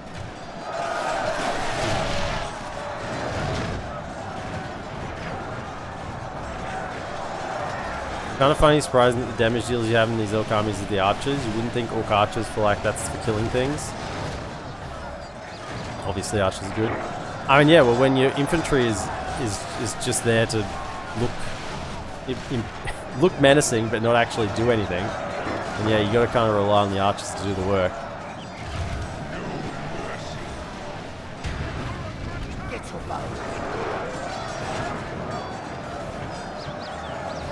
I mean, we've surrounded this little unit here, and it's still alive. Like, this is the general in here, and he's still... Oh, there we go. The captains, the two captains of the two units there took him out. Yeah, there we go. They're routing. Okay, we've killed 89%, so we just got to win the battle. Run through, rout them as well. Hold fire. You get in.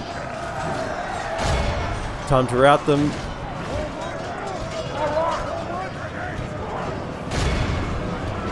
There we go. Done enough. That's fine. 999 units lost. Who's got our most kills? 241 Orc Scouts. 309 Orc Archers. Orc Defenders did okay. Yeah, they're good units, Orc Defenders. You know, 200 losses, 149 kills, and 20 of those were friendly fire. So really, like 180 for 149. And they're not the upgraded ones yet.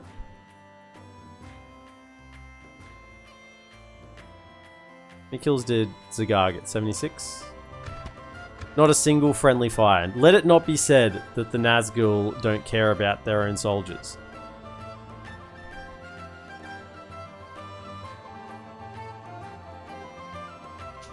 So is it time to say the age of men is over, the time of the orc has come? Not yet. Well, maybe it is. Definitely the age of men is over.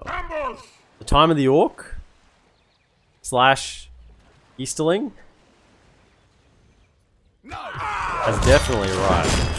If we can start putting some pressure on their core settlements. You know what? Screw it. The age of men is over. The time of the orc has come. Confidence right there. Oh, you guys can just...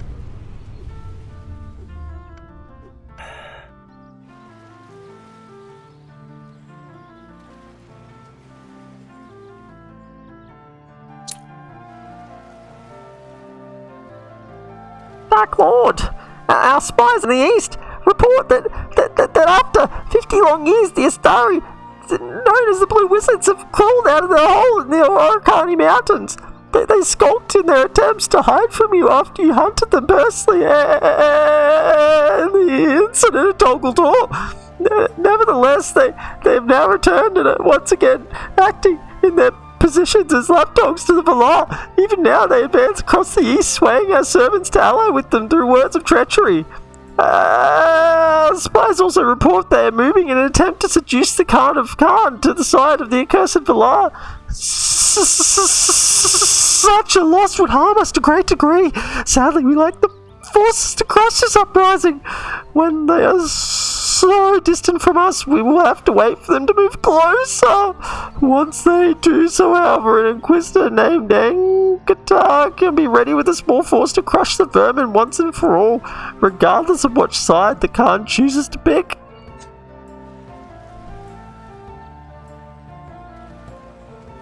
Goblin 10 out of 10. Thank you.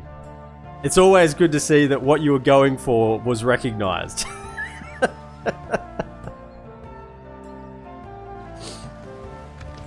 Alright, so hang on. Was that them actually picking a side?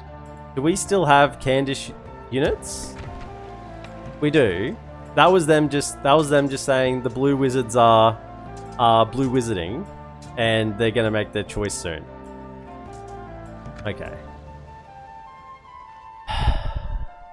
Blue Come and wizards. get me. Right, that army has gone. Right, so we are on the move. Come on! Whack a tower down. I know you might think I've already got one there, but that gave me a little more vision. Give me a little more. Let's go. Pick your feet up! Objective complete! Kill them all!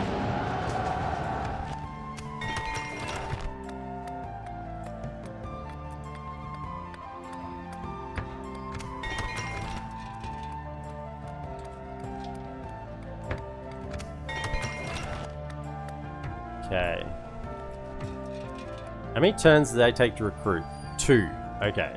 They take 3. Really? A Mortal Chosen takes 3 turns to recruit?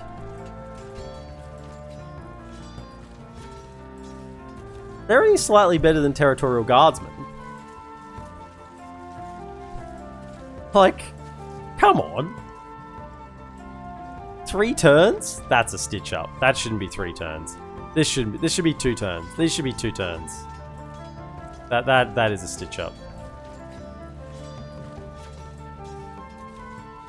I mean, that's the same duration as a Lokinus Rim.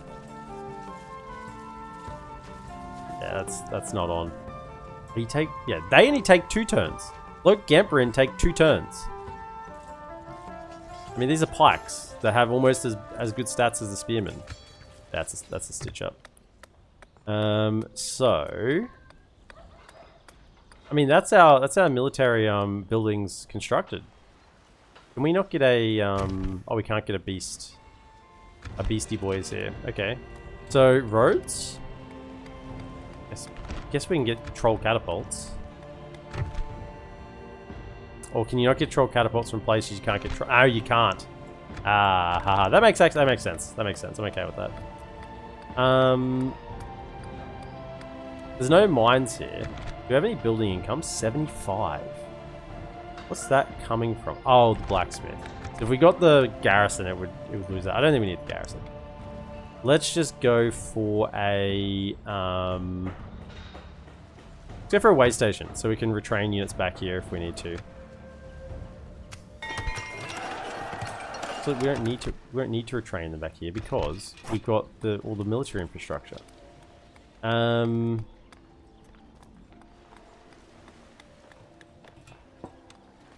growth. Or get a grog hut, yeah. Did I just cancel my queue? I did. Oops. Dominion camp, thank you.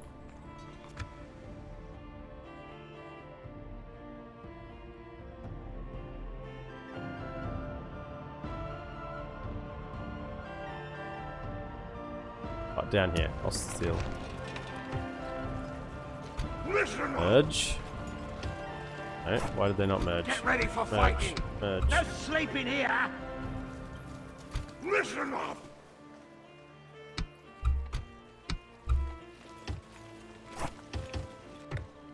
Okay, let's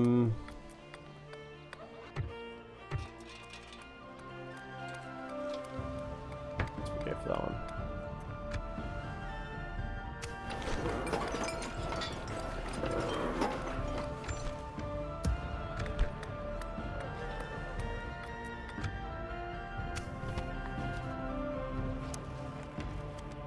I mean, I'm still trying to get this healing paste on him. It's not playing ball.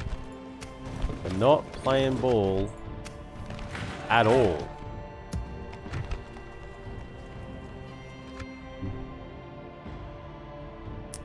So these lads, what I'm thinking, we need this army dealt with. But let's get ready for it. Orcs! How may I serve? All of you move to here. No sleeping here. Oh! We've got a Nazgul ready to go.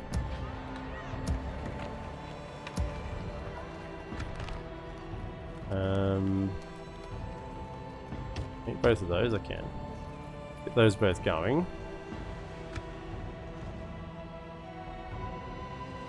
How may I serve? Come on! And then we can maybe even just sally out and attack this army, and then carry on to East Gilead. Just carry on our way. No sleeping here.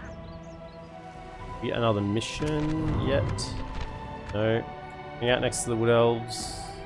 At your service. Here somewhere. Yes, without question, my lord. Yes, yes. Tomorrow's journey awaits.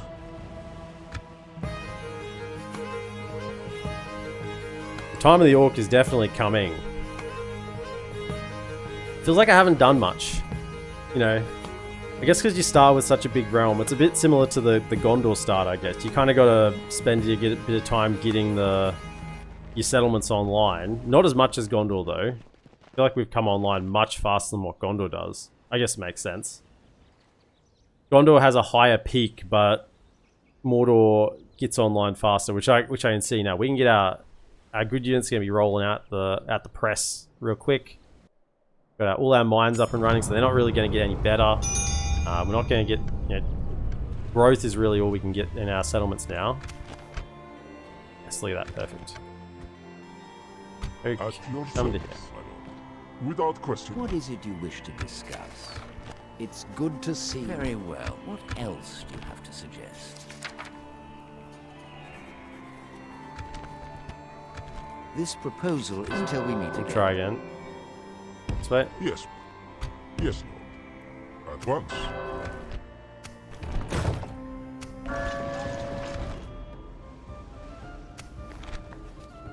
Healing paste. Mazlan, not the Nazgul.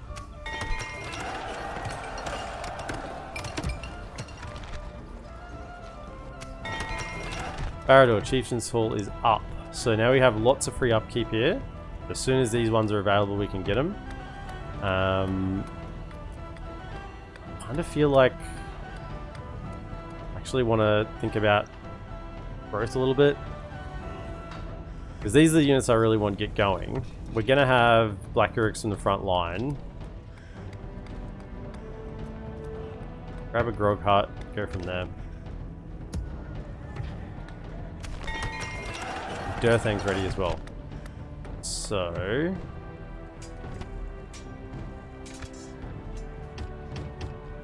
there goes all our cash. Grab that. Black Temple is up and running. That was the description. Black Temple. Our devout followers are coming. Get ready for fighting. Move! No draw out. Looks like mainly crash. What is this? Oh, it's really veterans? Okay. Listen up! Attack! Chop them to pieces! Don't waste time! Oh, there is a draw out. Ah, shit. Orcs! I will only On the other address side. you in battle. Hopefully he's still there next turn. Now with the cab, I feel quite happy taking a fight on the open field. And then I can fill up this fort with temple units. I guess I'll free upkeep here to begin with, but we can keep them rolling off the press all the time. Oh, they're every 34 turns?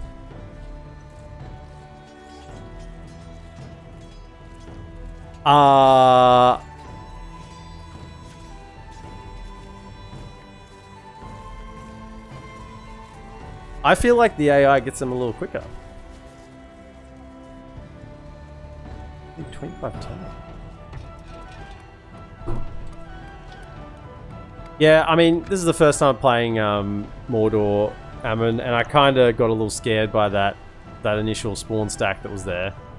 So I went for the turtle, and now I feel like I'm in a very strong position.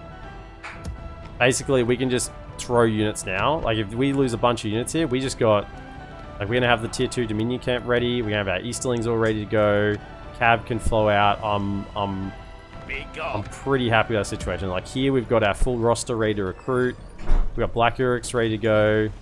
I can get 3 of those. So yeah, that pool is still replenishing. Yeah, so we're gonna have Black Orcs. Just we can basically just like spam out Black Orcs here as soon as we have the money. So I'm kind of glad I went for what I went for instead of just the overwhelming numbers at the start, which I think would work as well. I think either way would probably work out. Hope you enjoy that single unit temple wards. Well, I got to keep them alive, haven't I? So we got to replenish them. Use the way stations. Use way stations, replenish them, keep them alive. I think that's the plan there. Elf style recruitment here. Yeah. Fair enough. Said you had better units than I would. Also, for my playstyle, you need the Doom stack to attack Minas Morgul in the first 10 turns. No way you'd beat that in the open field. Yeah, and they didn't go for it. So I was kind of okay with how it went. But we're going to call it there for today. Thank you everyone who's joined me this afternoon. It's been a pleasure. Trinitol gets in with it. And if you're watching over on YouTube, thanks so much for joining me as well. Be sure to like, subscribe, and comment. And I'll see you in the next episode. Have a good one.